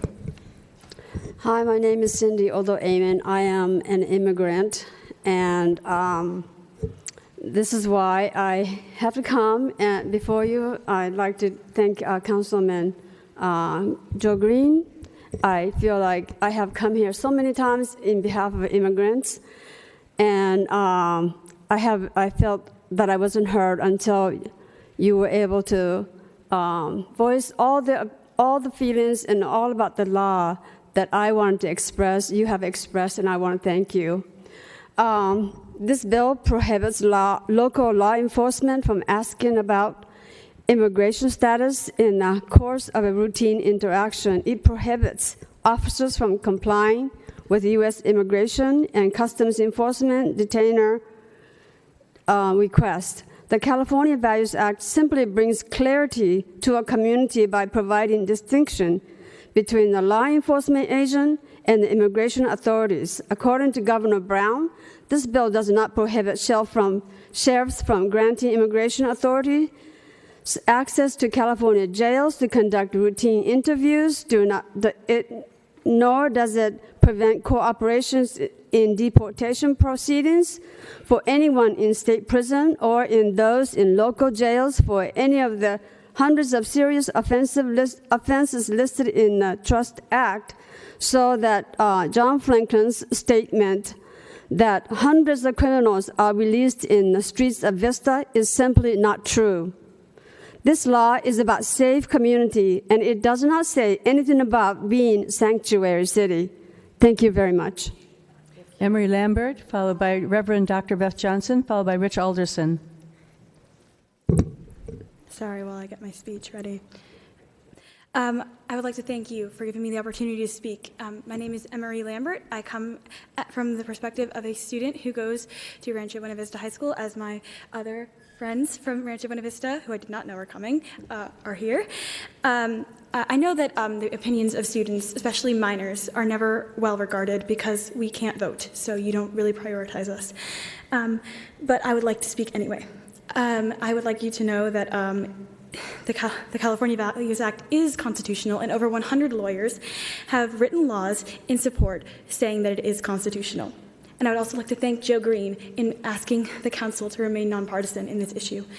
I would like to ask you to, even though you are all privileged by being on this council, to remember your responsibility to make not only your citizens of the city feel safe, but to make your visitors of the city feel safe. The people who come here, not just as immigrants, but everybody. Nobody likes to be investigated by police. Nobody likes to be followed just because of that. And I would just really like you to vote no on this. We do not need the police department investigating people for ICE. We do not need our students being worried that their parents will be taken away from them, so they have to take on responsibilities that no teenager should have to take responsibility for. No one should have to see their parents be ripped away from them. No one should have to be ripped away from their children. No one should else be given the opportunity to not be given opportunities that every U.S. citizen has.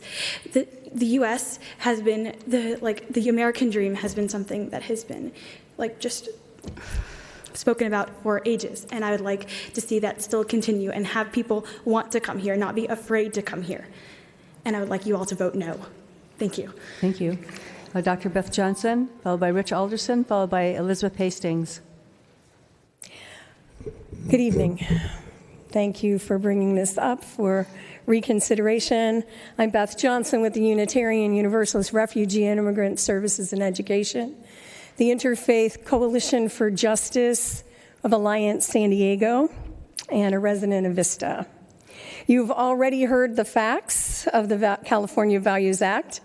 We've heard that it keeps our communities safe by ensuring that people will report crimes without fear, that those affected by domestic abuse will come forward for help. With the California Values Act, sheriffs can do the job that we need them to do in our community and not act as immigration enforcement. You've already heard that. The California Values Act ensures the sheriff will direct resources where needed. But it is clear that the facts of the California Values Act are lost in the rhetoric of fear, as we've heard. Fear of people who are in fact our neighbors. Friends, there are no marauding bands of immigrants threatening our city or our state. In fact, if you sign on to the amicus brief, you will be purveyors of fear, causing children to be afraid to go to school, as we've heard, fear of reporting crimes. You will be sending what I think is an unfortunate message, my friend, that Vista turns its back on our members of our community, you will be sending a message that Vista is a hostile place. You'll be sending the message that the city council has broken faith with the members of the community by failing to uphold the inherent worth and dignity of every person and by giving in to fear and xenophobia. I understand that some of you identify as people of faith. Every one of our religious traditions and ethical systems call us to do unto others as we would have done unto us. Call us to love our neighbors as ourselves. Call us to live with compassion. Call us to welcome the stranger. This is not a question about the law. It is already a constitutional law. Your time is up. This is a moral issue. I ask you to choose inclusivity and not division. Rich Alderson, followed by Elizabeth Hastings, followed by Frank Painter. Good evening, council members, Mayor Ritter. Thanks for a couple minutes to talk to you. I think you all know me. I'm a member of the Vista Unified School District Board of Education, although I'm not representing the board here this evening. I'm just a citizen. But I do want to ask the council to think about one element of this, and you've got a lot of folks that are pretty emotional about this tonight, but Mr. Franklin, I think you hit it on the head when you talked about we had a deputy, we make people in our community feel safe. And I would tell you that those of you who seek this position, and I'm kind of in a similar boat. I ran for election and I'm an elected official in the community. And one of the things I think we have to realize when we're there is the influence that you have and the obligation that you have when we look at our community members. And it's a really huge one, and I get it because you made a really great decision earlier on a project that everybody loves and it's ready to go, and those are pretty easy ones to make. And this is a pretty difficult one to make because you got people on both sides of this issue. But the thing I would ask you to think about when you do this is to think about that element of influence that you have, and that part of that of how you influence this, and your decision is very influential within the community, and you're going to make a very powerful statement to our community. And the school board made a statement in December of 2017 when we passed a Safe Schools resolution. I think you're going to hear about that a little bit later. But I think it's important that we talk about that and a message to our whole community, and to particularly that community that feels a little disenfranchised at this point. And so I would implore you to think about that, the influence and responsibility that you have in making people feel safe in this community. And really, it's a pretty easy decision in one sense that if you don't sign on, then you've not really made any other choice but to say, hey, look, we're going to be sure that we're going to support everyone in our community in Vista. Thank you for the time. Thank you. Elizabeth Hastings, followed by Frank Painter, followed by Linda Friedman. Good evening again. I'm Elizabeth Hastings. I'm pleased to have been a resident of Vista for 6 years now. I love Vista. I think it's wonderful. I love the location. I love the weather. I love the residents. And I really have always been impressed with the obviously concerned and well-intentioned city government. Even though I'm here, I get that. But I get here because I think you are all well-intentioned. As I come to these meetings, I come away and think, these people really want to do well by this city, and you have.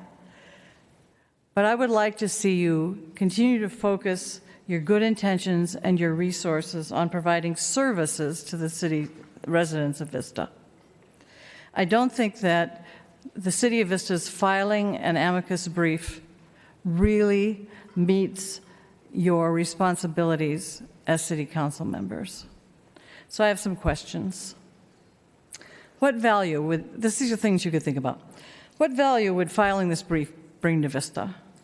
SB 54 is the law, and I know that following the law, the rule of law, is very important to this council. So does that mean we're going to end up being scofflaws? What resources are the development and filing of this brief going to consume? Will the city attorney have the time and resources, or his staff, to do this work? Is the city prepared to demonstrate the value of the outcome of this filing? What can we tell our fellow residents about the reasons for and the benefits of this action. There's been talk that implementing SB 54 decreases the safety of our city. Well, we just heard that that's not possible. That's not the truth. So I'm really in favor. Time is up. It is? 2 minutes? Yeah. Good? Okay. Vote no. Thank you. Okay. Frank Painter, followed by Linda Friedman, followed by Ann Force. Over the last few months, I've presented a lot of facts about this, and today I'd rather present opinion. Mayor, council members, city staff, my name is Frank Painter. I'm a City of Vista resident. I'm here today to stand up for California values and to stand against the fear-mongering politicians who oppose them. I'm standing against any effort to create fear or to destroy the trust between the people and our public institutions. The California Values Act ensures that schools, hospitals, libraries, and courthouses are safe spaces for everyone in our communities. Those who oppose SB 54 stand for fear and hatred of others. Those who support SB 54, the California Values Act, stand for fellowship, harmony, love, and hospitality. Immigrant families should not have to live in fear in Vista. Everyone in Vista should have safe access to public spaces. All Californians deserve to be treated fairly by law enforcement, no matter their background, no matter where they were born. The California Values Act protects due process for everyone. The federal government has failed to create a workable immigration process. They, the federal government, are breaking up families and creating fear in our communities. In his most recent book, Fear, Trump in the White House, Bob Woodward quotes the president from an interview in March 2016. Donald Trump said then, "Real power is," I don't even want to use this word, fear. I don't want my city to be ruled by fear. I don't want to support Donald Trump's fight against California values. I would urge that as a city, we stand in support of all our people and the California Values Act. Thank you, sir. Linda Friedman, followed by Ann Force, followed by Sean Damon. Good evening.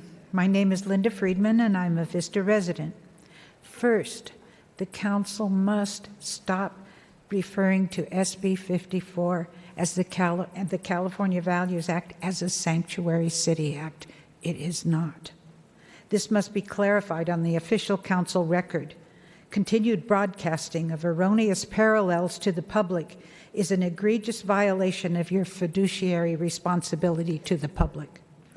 On August 14th, I stood before this body to challenge the faulty reasoning that the vast majority of Vista residents wanted an action to join the amicus brief against the California Values Act.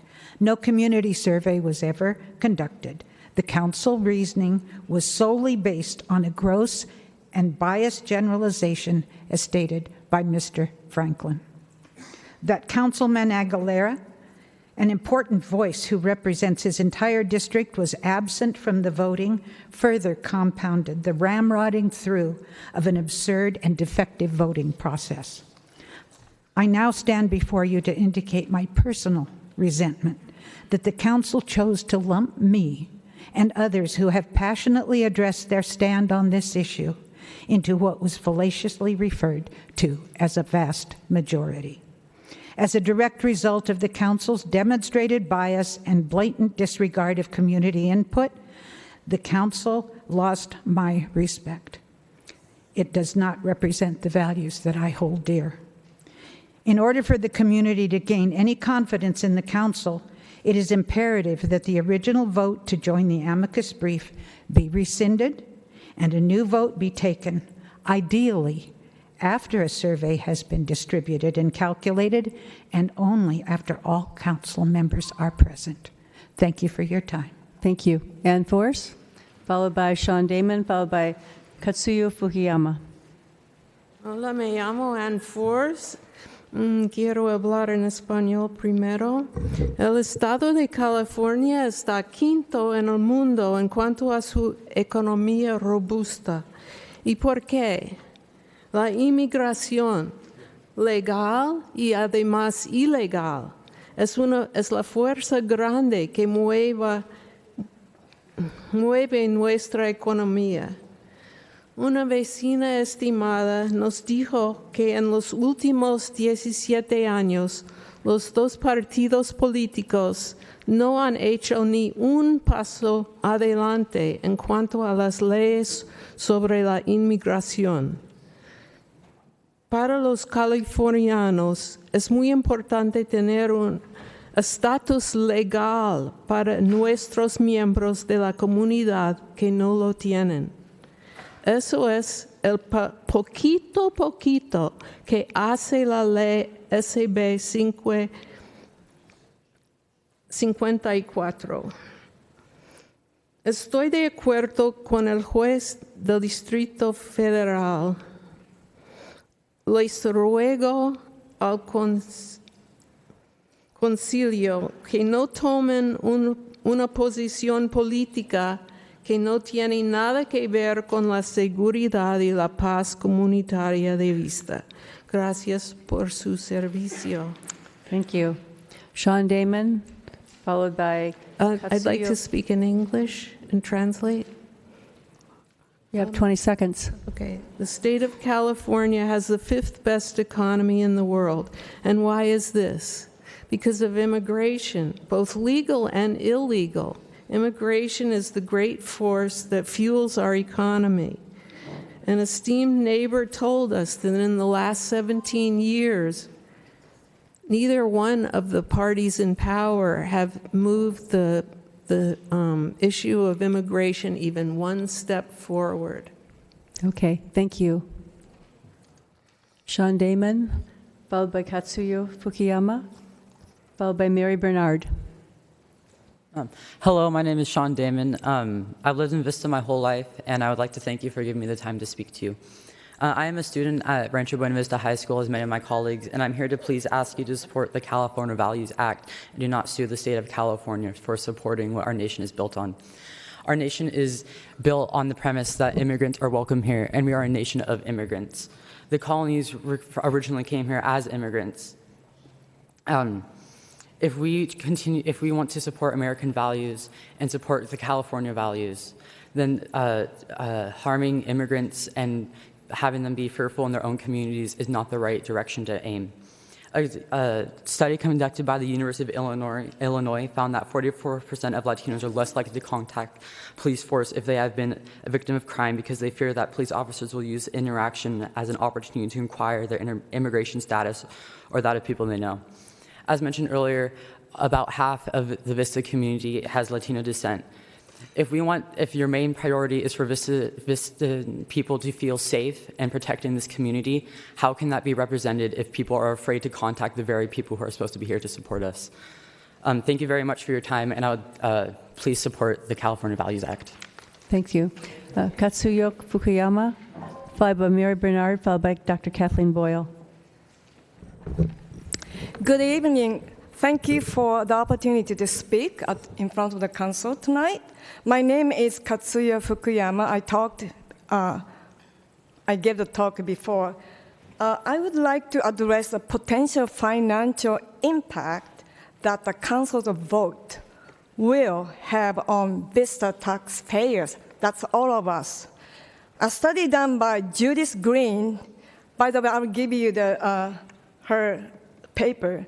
In 2012, based on the data compiled by the Los Angeles County Sheriff's Department, highlights of her findings are: 1, yearly cost of over $26 million to county taxpayers to detain immigrants for ICE. 2, and those immigrants detainees spent on average 20.6 days, roughly 3 weeks, in custody, an added cost of $12 million a year for the total to Los Angeles County taxpayers of $48 million a year. 3, the study project those findings throughout California cost over $65 million a year to detain immigrants for ICE. Remember, this is published in 2012, not 18. Does this council have any idea how much it will cost Vista taxpayers if Trump's lawsuit succeeds? Vista taxpayers should not be burdened with this extra cost. Besides, I'm sure you knew San Diego County Sheriff Bill Gore supports SB 54. I'll give you Your time is up. All right, thank you. Mary Bernard, followed by Dr. Kathleen Boyle, followed by Martha Alvarado. Hi, Council. My name is Mary Bernard, and I'm here to ask you to vote no on the Atticus project. I'm a nurse at Tri-City. I work in the ICU, and a few years ago, there was a patient who had a head injury. He was unconscious in the ICU, and there was a card from the police department to contact them when the patient woke up from his coma. And his wife was at the bedside, and she was very distraught. Obviously, her husband, significant other, I don't know if they were married, but she was very distraught. He had this major head injury, and then to be burdened with the fact that when he woke up, the police wanted to take him away. And I said to her, you don't have to worry about that. My job is not the police. I'm a nurse. My most important goal is that your significant other get better. That is my job. And I can't imagine teachers and other people of the community having to have a new job to assist the police in having ICE come and take people away. It just is unfathomable to me that my job as a nurse is to take care of people. I don't ask their citizenship or where they're from. It's illegal. So I'm just very saddened that Vista would think about doing something like this. Thank you. Thank you. Dr. Kathleen Boyle, followed by Martha Alvarado, followed by Rebecca Medici. Good afternoon. Good evening. I would like to think that the Vista City Council makes decisions based on evidence and facts, not rumor, myth, and mere opinion. But in your discussions on SB 54, 3 of you fell back on opinions based on non-truths and voted accordingly. I don't want to call these non-truths lies. That is a strong word. So I will call them fictions.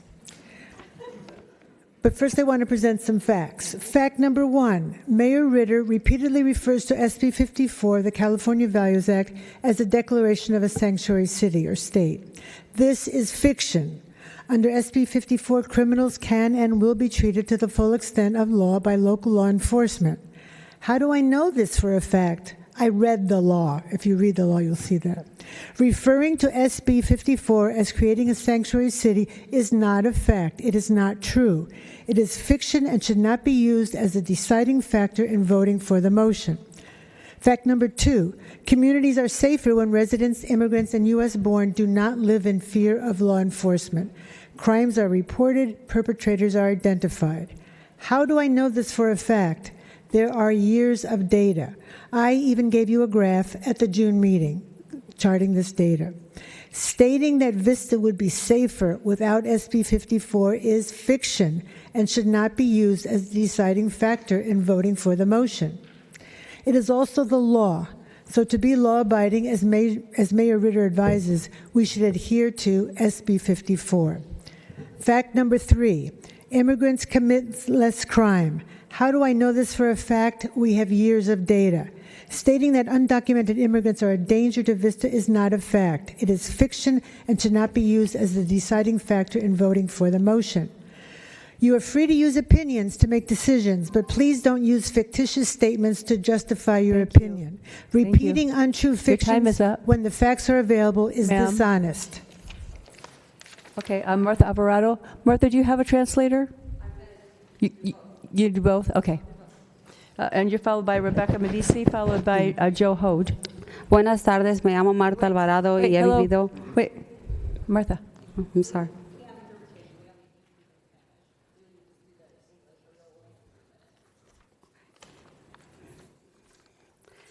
That makes sense? Sure. Okay. Good evening. My name is Martha Alvarado. I'll be sworn in this December as a Vista Unified School Board trustee. In June, I, like many others, came to this council to implore the council to follow the California Values Act, which is the law. I was disappointed to witness that this council voted to join the amicus brief with the Trump administration. Vista is 47% Latino, and your job as council members is to represent all community members, including Latino students of VUSD, with approximately 60% of them identifying as Latino.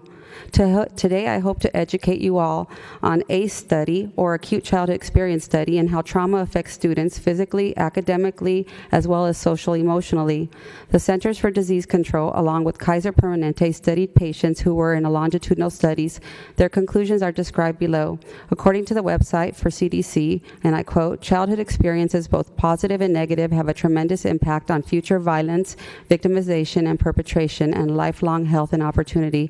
As such, early experiences are important public health issues. Much foundational research in this area has been referred to as adverse childhood experiences.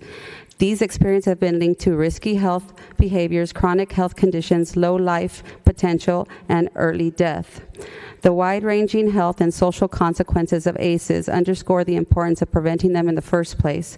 The CDC promotes lifelong health and well-being through Essentials for Childhood, assuring safe and stable nurturing relationships and environments for children can have a positive impact on the broad range of health problems and the development of skills that will help children reach their full potential. This council's decision, end quote, this council's decision tonight will affect the students of VUSD and their families. From a governance perspective, it'd be a waste of local resources to use public money for attorneys and law enforcement to join this amicus brief. The money could be better used investing in our kids. Thank you. I implore you your to time do is what's up. right. Thank you. Rebecca Medici, followed by Joe Howard, followed by Carol Herrera.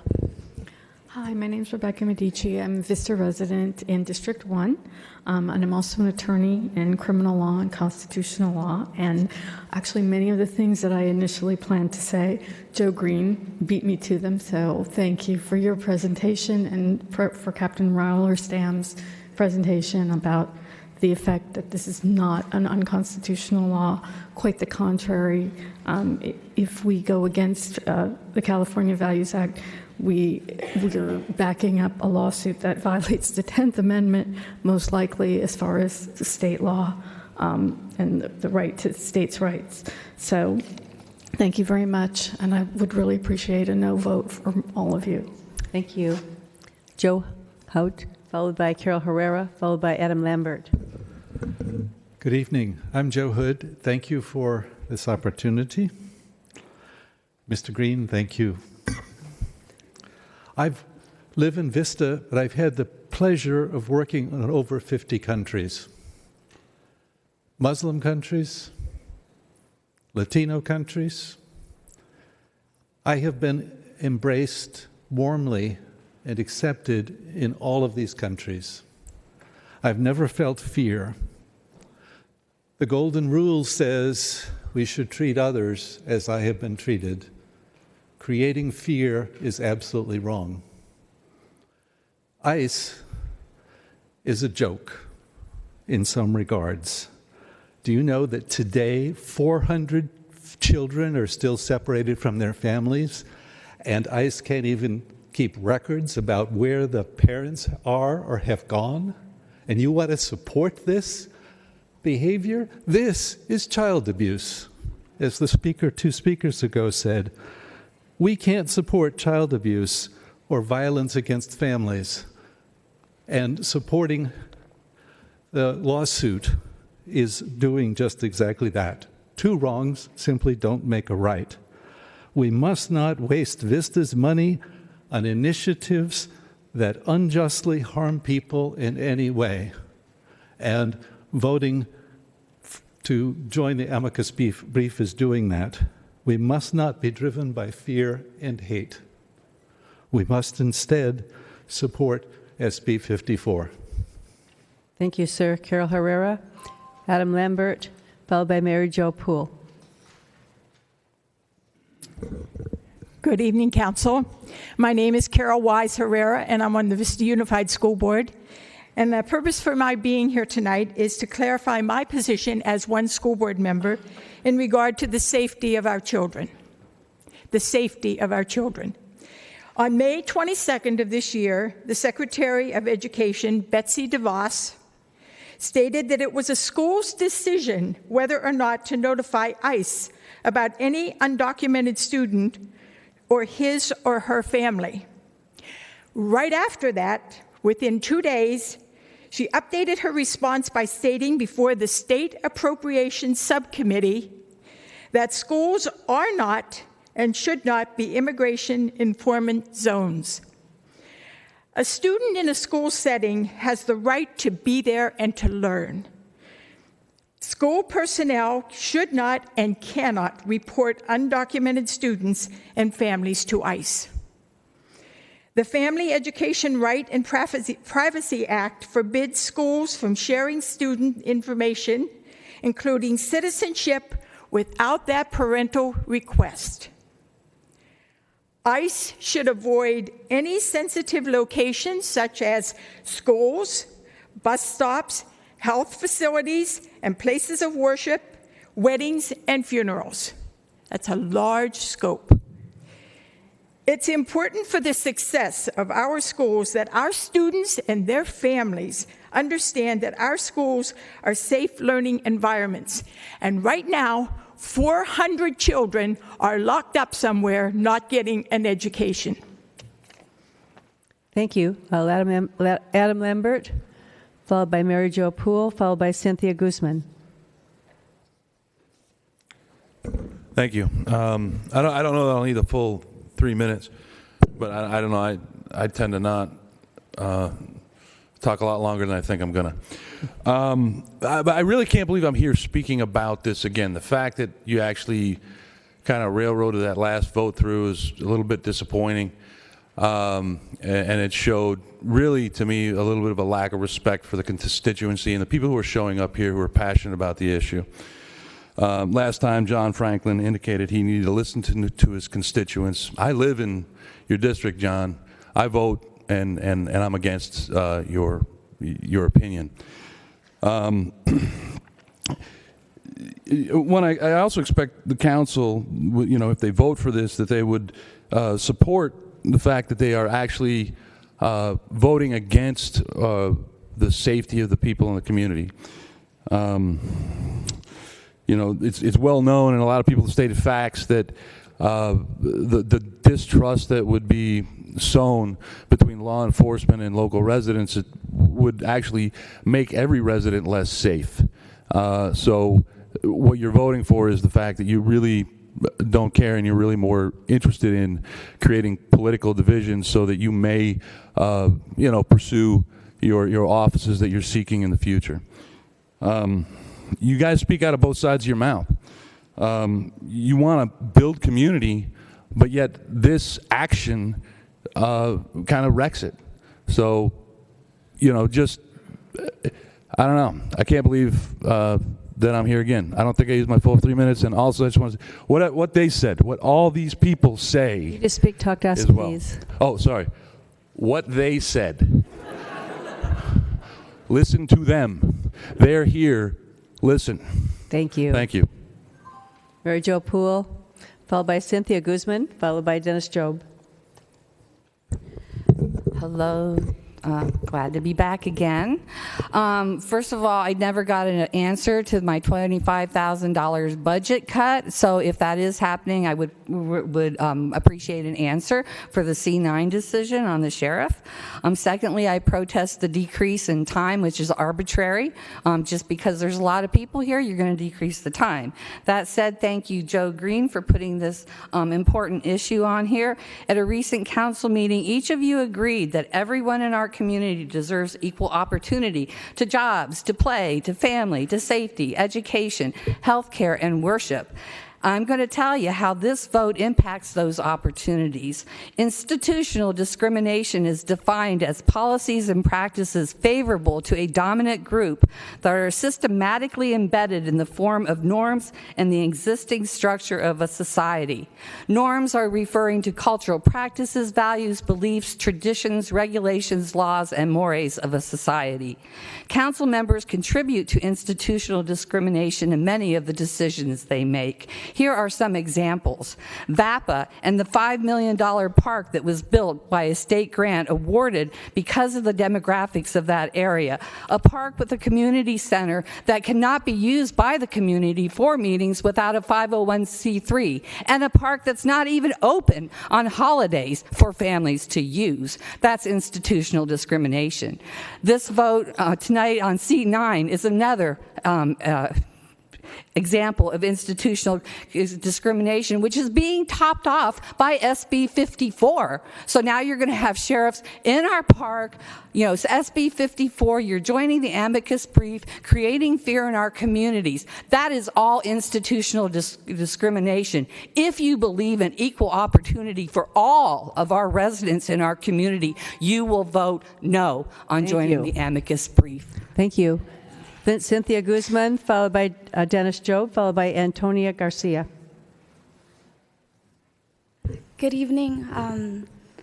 I know you've heard students from my own school talk before me. I'm from Rancho Buena Vista High School. Talk right into the microphone so we can hear you, okay? I am the daughter of an immigrant, and my family often worries about involving the police or... Sorry. It's okay. My mom was actually abused by her husband, and she didn't contact the police because she was afraid that she would get arrested for being illegal here. I should have a right to go to school. I should have a right to go to school without being worried that when I come home, my mom won't be there. I'm sorry. Okay, Dennis.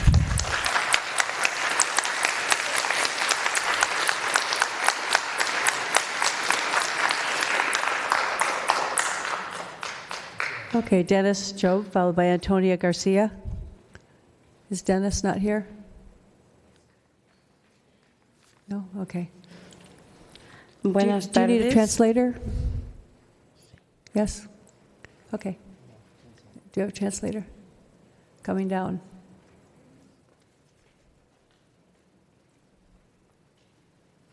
Okay. Buenas tardes, miembros del concilio, a cada uno de ustedes. Mi nombre es Antonia García. Good afternoon, City Council members. My name is Antonio Garcia. Yo soy estudiante de Universidad Popular. Aquí algunos del concilio nos han ido a nuestras juntas y hemos hablado de lo que concierne a nuestra comunidad, ¿verdad? I'm a student at Uni Popular. You have gone to Universidad Popular edifice to hear us speak. And ¿quién más? De lo que nos preocupa de nuestra comunidad. And this is what concerns us. Yo estoy aquí con el propósito I'm here with the purpose de apoyar la SB 54 to support SB 54. De California, los valores de California. California Values Act. Apoyo la ley porque la comunidad inmigrante I support this law because the immigrant community merece vivir en paz y con dignidad. Deserves to live in peace and with dignity. Es parte de nuestros derechos humanos. It's part of our human rights. Estoy en contra de su decisión de apoyar la demanda de Trump. I am opposed to your decision to support Trump's demand. Porque está dividiendo a nuestra comunidad. Esa no es la ciudad que queremos. Queremos una ciudad en paz. Because that's what you're doing. You're dividing this community, and we want a community of peace. Por favor, le suplico al concilio que escuche a todos los que estamos aquí presentes, que sean escuchados nuestros derechos. Gracias. I supplicate to the council, to the city council, that you listen to our concerns and our needs. Thank you. Thank you. Maria Nunez. Where's Maria? Erica Glenn. Sirocco Ramirez. She's not here either.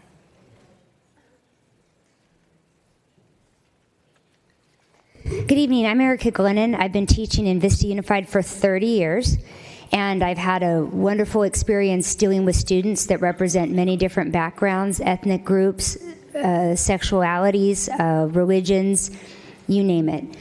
I teach every kid that comes through my door, and I take my job very seriously, and I feel very honored and blessed to have that job. First of all, I want to mention that no human is illegal, so I really resent anybody saying that anybody's illegal. I also want to say the young lady that had the courage to come up here that I did not know, to talk about the fear that she had that her mom could be deported, is a fear that weighs with a lot of our students. It is very hard to teach. The teaching has changed a lot in 30 years, and we're dealing a lot more with the emotional well-being of our students. And let's be honest, if we all reflect on our teenage years, they were probably not something that most of us want to go back to. Very angsty, very frightening at times, very unsure. Couple that now with the fact that students are worried that when they get home, their parents could be deported while they're attending church, while they're dropping their students off, etc.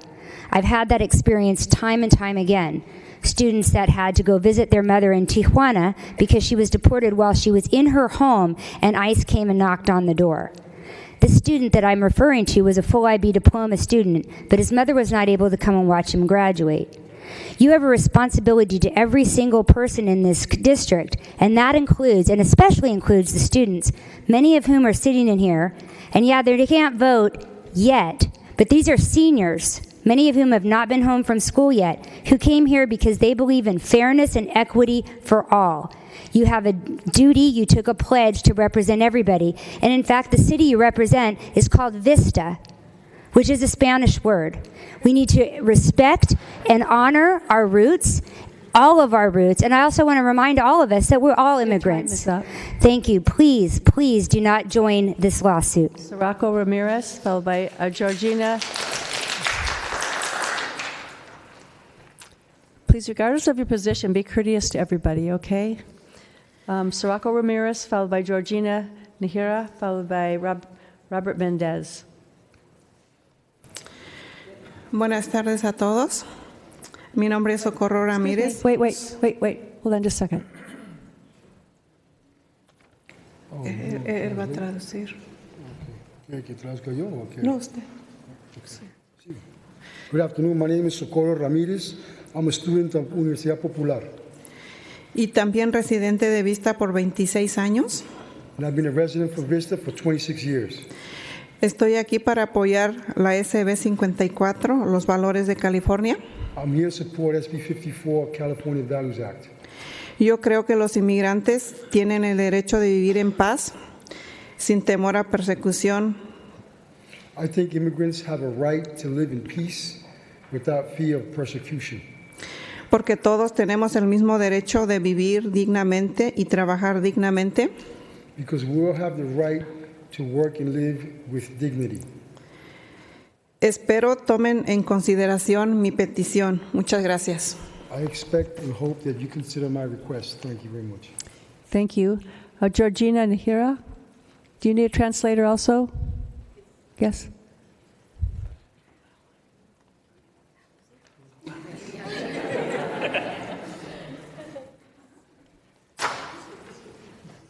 Okay. Buenas noches.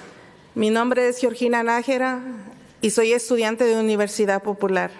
Good evening. My name is Georgina Nájera, and I'm a student of Universidad Popular. Estoy aquí para apoyar la ley SB 54. I'm here to support SB 54. Para empezar, quiero hacer énfasis de acuerdo a la historia de Estados Unidos. To start, I want to make emphasis on the history of the United States. Se ha estado hablando de inmigrantes. De acuerdo a la historia, los primeros inmigrantes fueron los pilgrims. There's been a lot of talk about immigrants, and according to history, the first immigrants are the pilgrims. Esto quiere decir que todos somos peregrinos en busca de la felicidad igual que ellos. It's not pilgrims, it's peregrinos, is people who are looking for a better situation, and that means that we all are in search of that. Y también buscamos una mejor calidad de vida. And we're seeking a better quality of life. Entonces, ¿para qué los muros absurdos? Para parar a los peregrinos. And what is the purpose of those absurd walls to stop the immigrants? Hablan de violencia, de crimen. Un muro no va a parar eso porque ya está aquí adentro en este país. ¿Quién está haciendo todo esto? Es un representante, que es el presidente, con pensamientos narcisistas, llenos de odio, dividiendo a un pueblo. That wall stops violence. Violence is already here. What this represents is a division of the people and a misrepresentation of their needs. Cuando nace un niño, no nace siendo un delincuente ni criminal. Aquí es a donde lo viene a aprender. Con las personas como nosotros, que eso es lo que estamos enseñando. Odio. Que no tengan sensibilidad. ¿Cómo vamos a parar esto? No apoyando a un presidente que en lugar de enseñar cosas buenas, ocupar su tiempo en otros temas más importantes que despedir odio. The hatred is already here. That's what our children are taught. How can we stop this hatred in our communities if this is what you continue to support? Todos queremos un país unificado. No queremos división. Ciudades, condados, estados. Lo formamos todos los peregrinos. Hemos puesto nuestro esfuerzo para sacar adelante estos lugares, estas áreas donde vivimos. This situation is already here. The peregrinos are people who come to a land to work and to support and to make it thrive. So if this is what our purpose is here, why are you denying us this right? Les pido que no sigan este ejemplo de este presidente, que en lugar de ayudar, está perjudicando. Se ha desatado más la violencia y el odio en las escuelas, en las ciudades. I ask you not to support this leader. He is only sowing hatred and division. This is what's going on in our schools now. Y en toda la nación. And in all the nation. A nosotros nos preocupa como padres. As parents, we're concerned. Que nuestros hijos no sigan este ejemplo. That our children not follow this example. Es triste salir a apoyar a familias que están asustadas. It's sad to have to go to support families that are in fear. Eso es todo. Gracias. Thank you. Thank you. There's also a couple of comments about the president as well that were missed. Robert Mendez, followed by Dr. Freddie Avilos, followed by Matt Lecomte. My name is Robert Mendez. I've been living here in Vista for 35 years. Grew up in Orange County. And I've had a lot of family, starting with my dad, who fought in the Second World War with Carlson's Raiders. And everybody, you know, we all came from somewhere. Soy Californo, okay? Our family came from Bilbao, Galicia, Barcelona, España, okay? This was 7 generations ago. And, you know, it's a funny thing. I hear this rhetoric all the time about what ICE did and the president and all this. But, you know, we still have law. I have cousins that work for ICE, that work for the Border Patrol, that work as police officers. And I get tired of listening to this. We have law. Plain and simple. We have a Constitution. I'm a patriot first under the Constitution of the United States of America. And you know, we fostered children for 25 years We adopted 3 of them. And you want to hear about people, taking kids away from parents? Go through the foster system. Boy, there's some horrendous stuff there. And your heart bleeds for them. Now, you can have all the rhetoric and the ploy and the sad-eye stuff. We still have a law to maintain. And that has to be first and foremost. Without law, there's no order. That's all I'm going to say on the subject. Thank you, sir. Dr. Freddie Avilos, followed by Matt LeCompte, followed by Karina Contreras. Good evening, Mayor Ritter, City Council members. We have trouble here in Vista City, and it starts with the T, and it stands for truth, and more specifically, your unfortunate and tragic relationship to truth, with the exception of Joe Green.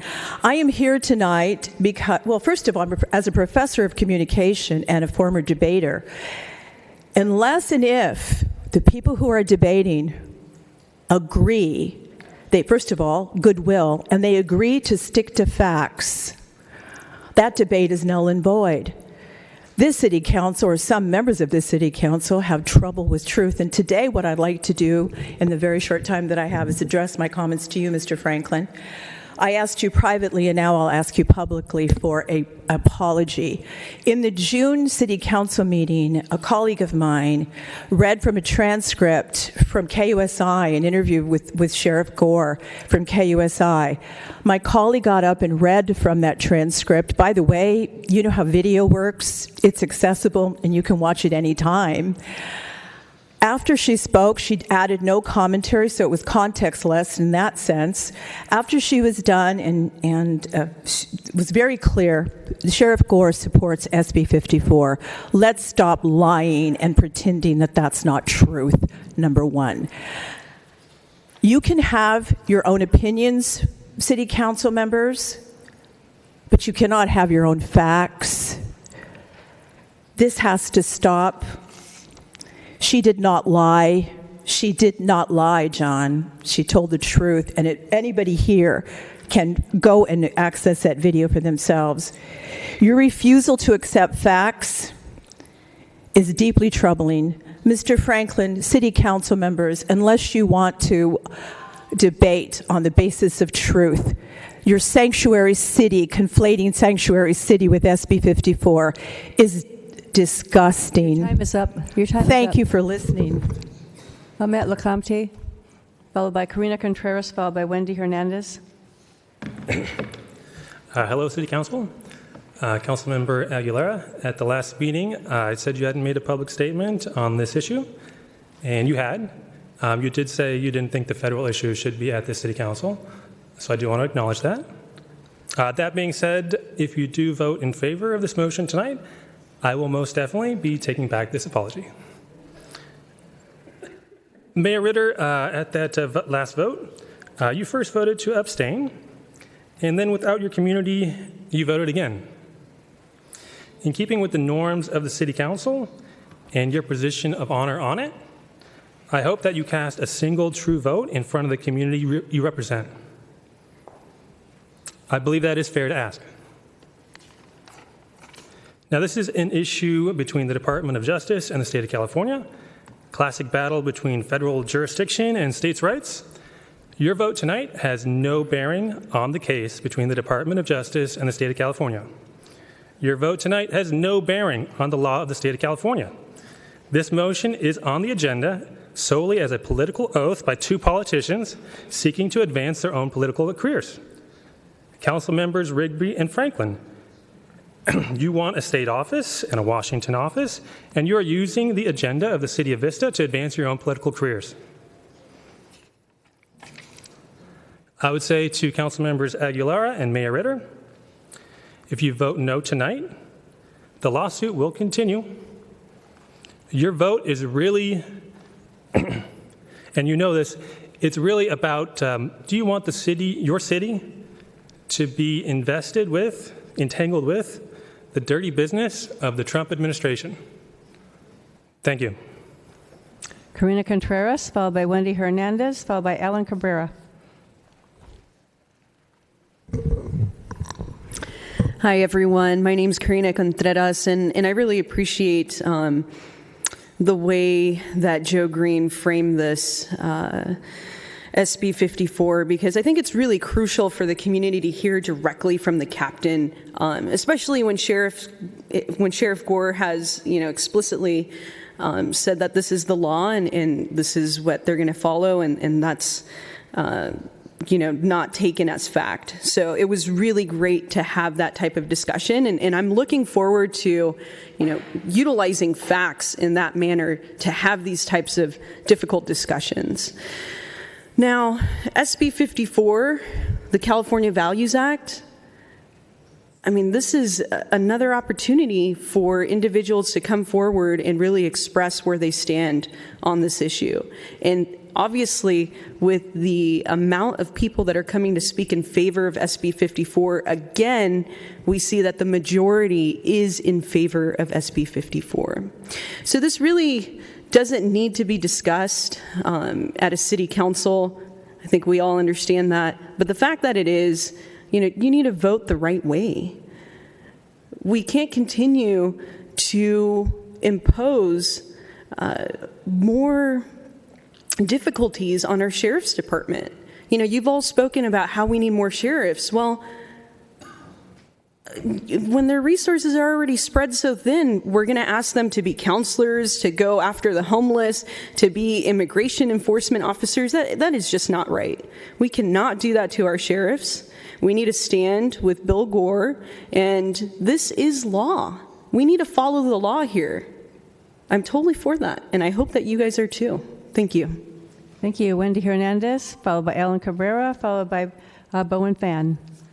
Hello, City Council meeting. Thank you for having me. My name is Wendy Hernandez, and I am representing one of many children who have immigrant parents.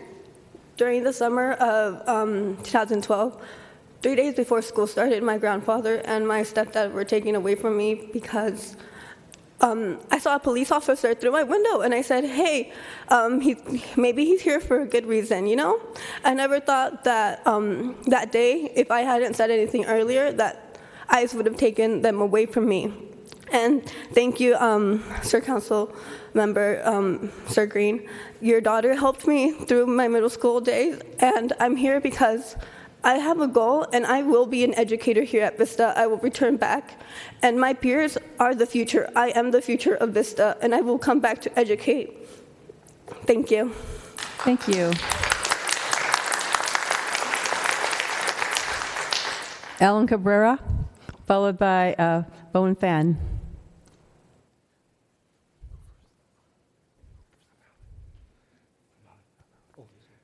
You're the translator. Yes, I think we do need translation so you could understand what the Hispanic community is asking you to hear. You don't listen to us because you don't understand us. You don't care about understanding us. You show no effort to come out to the community. You people, you work about your business park, public relations. You talk about downtown. What about town site, John? Mr. Franklin, your responsibility is just as important as John's, but you don't demonstrate it. It's sad. It's really sad that you people represent us, because you don't. No les importa, no nos entienden, no hacen ningún esfuerzo en comunicarse con nosotros. 45 or 50% of this city no habla mucho inglés, but you want to get a deputy to come not understand us and mess with us instead of bringing programs. Know what, Mr. Franklin? It's no good. You know what, Mr. Franklin? It's the truth. Okay? Mrs. Ritter, it's the truth. Mr. Aguilera, no te escuchamos a decir nada, bro. Nothing. Mrs. Rigby, nada. I hope you do some work for us, Joe. I really do. okay? Porque hay mucha gente aquí that if they knew what was going on, if they really understood, because there's a lot of people that can vote, but they're not, unfortunately. If they understood what you are doing with this bill, you want to knock this California Values Act, what does that sound like to you, man? Does that sound like no to SB 54? Your time On the contrary, is up. Ellen, if those people knew what Ellen, you're your doing, time is up. you will not be sitting there.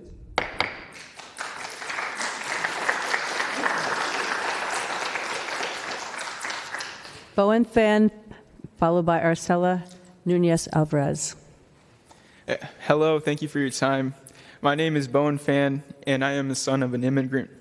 My mother and my brother came to the United States in 2000 before I was born. They seek the freedoms and opportunities that China did not offer. This year, my mother and brother received U.S. citizenship. It took over 17 years to grant them citizenship. I remember my mother crying in the process and praying for our lives. My point is, illegal immigrants come to the United States to seek the American dream with good intention. They are given no other option to seek a better life due to the circumstances and the long process. These individuals, like my mother, want to live like the other Americans who were fortunate enough to be born here in this great nation. Please vote no, so we can be united under God, indivisible, with liberty and justice for all. Thank you.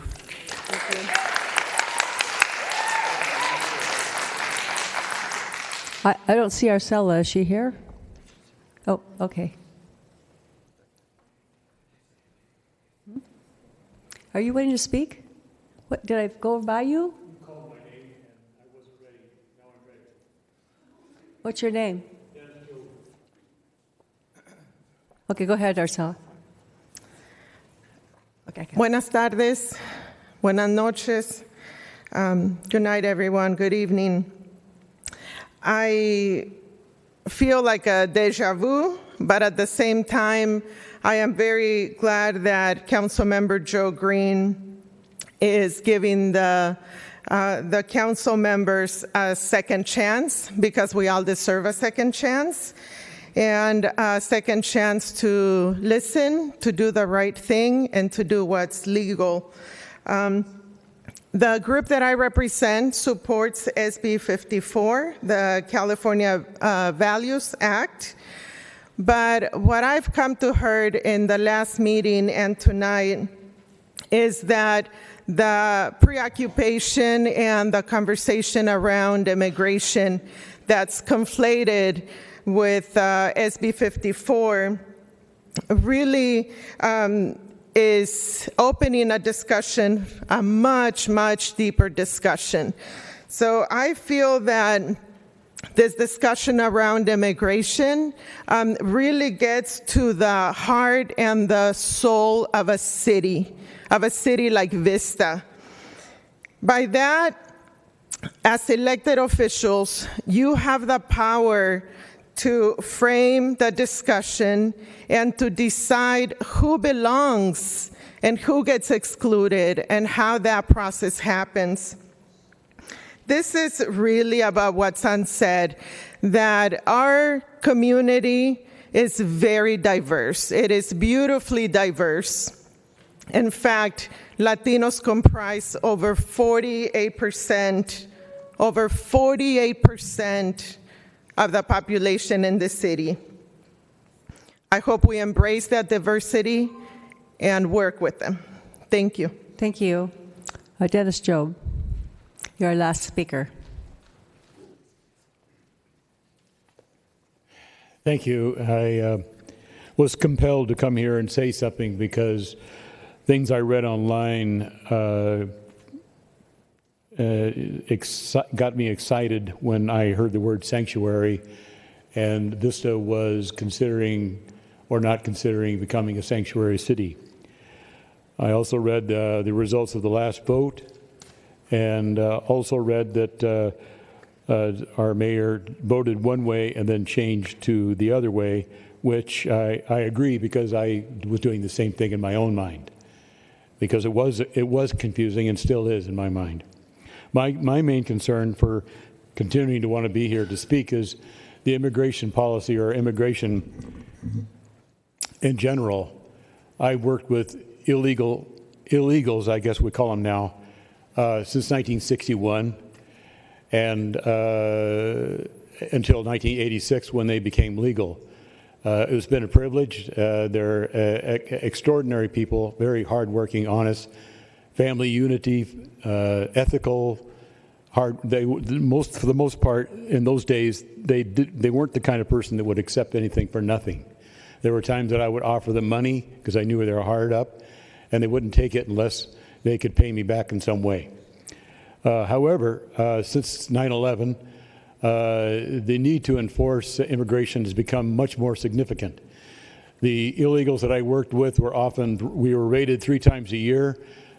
You know, some of them would be captured, handcuffed, thrown in a van, taken away, and then they would come back in 3 to 5 days later. There's never been a law enforcement of immigration. Every year of my life that I work with these, it's a continual cycle of where do they take them, how far do they take them, and they come back. It got to be a joke. I need you to wrap up. Okay. Your time is up. All right. So my main concern is where is our money going, and then also the expense that we are incurring and maintaining a population of people that can't take care of themselves. Thank you, sir. Okay, with that is the last of our speakers, and I will turn it back to Councilmember Green. All right, first of all, I want to thank everybody for coming, and I'd like to thank everybody for speaking tonight. Like I say, the reason why I brought this forward is because I really feel like as a council, we do agree that the federal immigration policy and enforcement is to be debated and enforced at state and federal level by us writing a letter in support of any amicus brief, which we don't even know which amicus brief we're supporting yet because they haven't been released yet. But us supporting any amicus brief, I think, does an injustice to our city, and it doesn't represent the entire population of our city. I feel that saying that we wanted to write the letter supporting the amicus brief, that it was a partisan move. It obviously represents one political party, not another political party, and we're not up here to represent political parties. We're here to represent the citizens of Vista. The numbers after everybody spoke tonight, and this has been a highly publicized meeting. It's been all over Nextdoor. It's been all over Facebook. Everybody knew what we were discussing. I made it extremely clear what my discussion item was, contrary to the last discussion item that was issued. I made it very clear why we were having this discussion. What the final numbers were, 2 people showed up to oppose the California Values Act. 2 people, in my opinion, were unclear with what they were stating, and 30 people said that we should not file a letter supporting the amicus brief. No need to clap, please don't clap. In my opinion, those numbers are overwhelming. We've called out to our city. We've asked our city what they think. Last time we had this meeting, Councilmember Aguilera was not present. He does represent a community that is a heavy demographic of Latinos and immigrants, both illegal and legal, I would assume. And I feel like his vote could possibly change the way that this council moves this evening. Although our mayor has represented online that she does not want our city to be a sanctuary city and that she feels she's here to support the safety of the community, I feel that we made it very clear tonight that writing this letter has no effect on the public safety, either for or against. So with that said, I move that our city withdraw our intention to write a letter of support for any upcoming amicus briefs supporting the Trump lawsuit against SB 54.